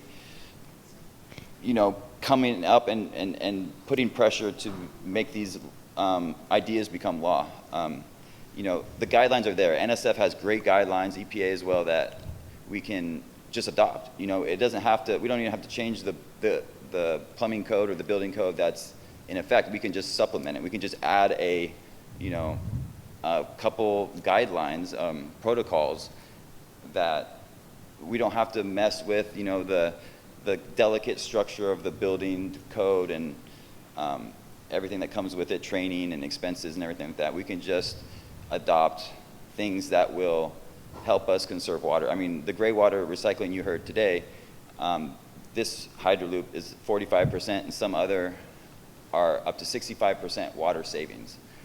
That implemented at a statewide level doubles our water. Obviously, it's not overnight, but there's lots of things we could do. So I would love to get a task force or something together that we can push this forward. Thank you. Thank you very much. Real Sorry, fast. I just wanted to do one more thing. I know, thank you for your grace, Marty. But the one thing I wanted to add, and it kind of was a good segue in regards to policy, right? like I recognize when it comes to the EALs that have been brought up, the actionable levels, where unless it's a certain point, then we take the action, but we can't be reactionary. When it comes to kind of echoing what the CRI, and I very much appreciate the hard work, there's no tolerance to any amount of lead in our water, to any amount of jet fuel in our water. There needs to be a different standard. I get it that our regulators, agencies are housed where they drink the water from the Potomac. And by the way, I'm brushing my teeth with DC water ain't my favorite either. But for us as humans in general, regardless of the jurisdictional boundaries and all of that, we need to be working to the higher standard. It shouldn't be about reacting to a lesser standard, because numerically for Hawaii, it may look like, well, you know, what's a little bit of a deduction for their water because it's some of the highest quality within the 50 states, and you know, we can talk about that number too. We should probably leave soon. But when it comes to that, what numerically it doesn't mean a lot on paper, but it means the world for us. And it means the world for how we're really talking about the behaviors of us as humans, not just the legal constructs too. So there needs to be a way in which we're working above and beyond. And I get it. The reason I'm saying this too, because it's hard to articulate to those guys who are brushing their teeth and drinking the water at the Potomac, you know, so I really appreciate all the efforts that the CRI has done to really reflect the values of our communities, and again, really encourage all of you who are coming in from the EPA to continue to really work with the community and to hopefully fight for us for, again, a victory. Mahalo nui. Thank you. Okay, we have one more testifier online. We're going to give Christine the last word and then call it a night. Thank you very much.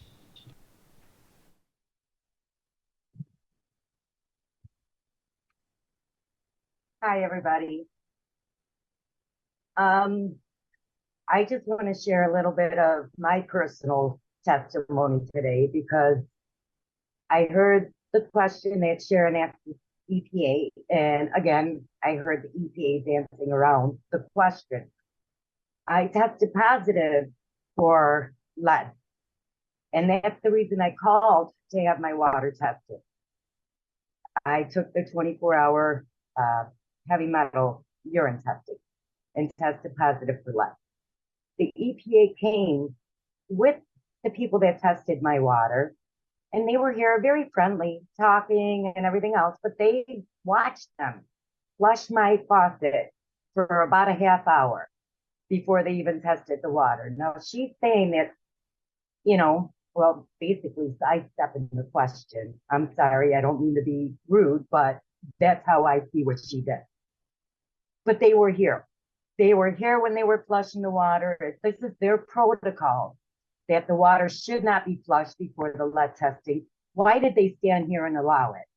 Why didn't they take the first draw, like Susan said, before they flushed it for the rest of the testing? I mean, they can only act like they don't know what's going on for so long, but this has been happening for how long? And you're right here when they're doing it and you're doing nothing about it. Isn't it your job to protect us? That's it. That's what I had to say.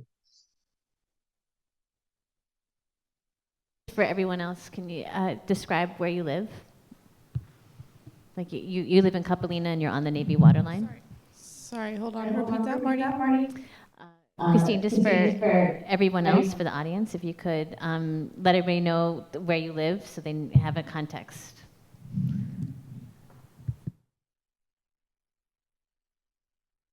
Did you hear that, Christine? No, it's actually pretty muffled on this side. Can you please say it again? I was just wondering to give just if you could give some more background on where you live. I live in Capelina Beach Home, and I did send, I believe, Marty, I sent you the results, both from my urine testing and from the water testing. I know Mikey has my test results as well. So they can see around the time I had the urine testing and that my water was tested. You know, it doesn't make sense that they can come here in the public forum and act like they don't know what the hell's going on. and there's no answers. Why would you stand there and watch them do this? I'm a cancer survivor.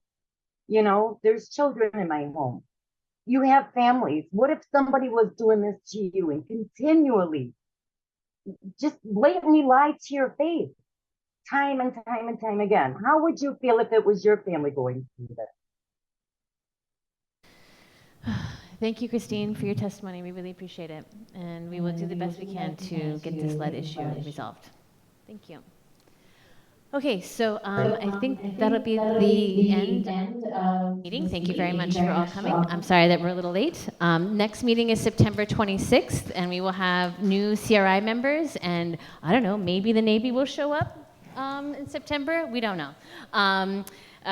Keep you on your toes. And I want to highlight for everyone that, you know, we have been relying on this water for generations, and the U.S. military has been here for 100+ years, and they've ruined it for all the future generations going forward. Like, we are going to be scrambling for water forever because of what the military has done to us. And we really have an obligation to be much more aggressive and proactive in the way that we handle the situation. And I hope that our CRI can help with that process. Thank you very much.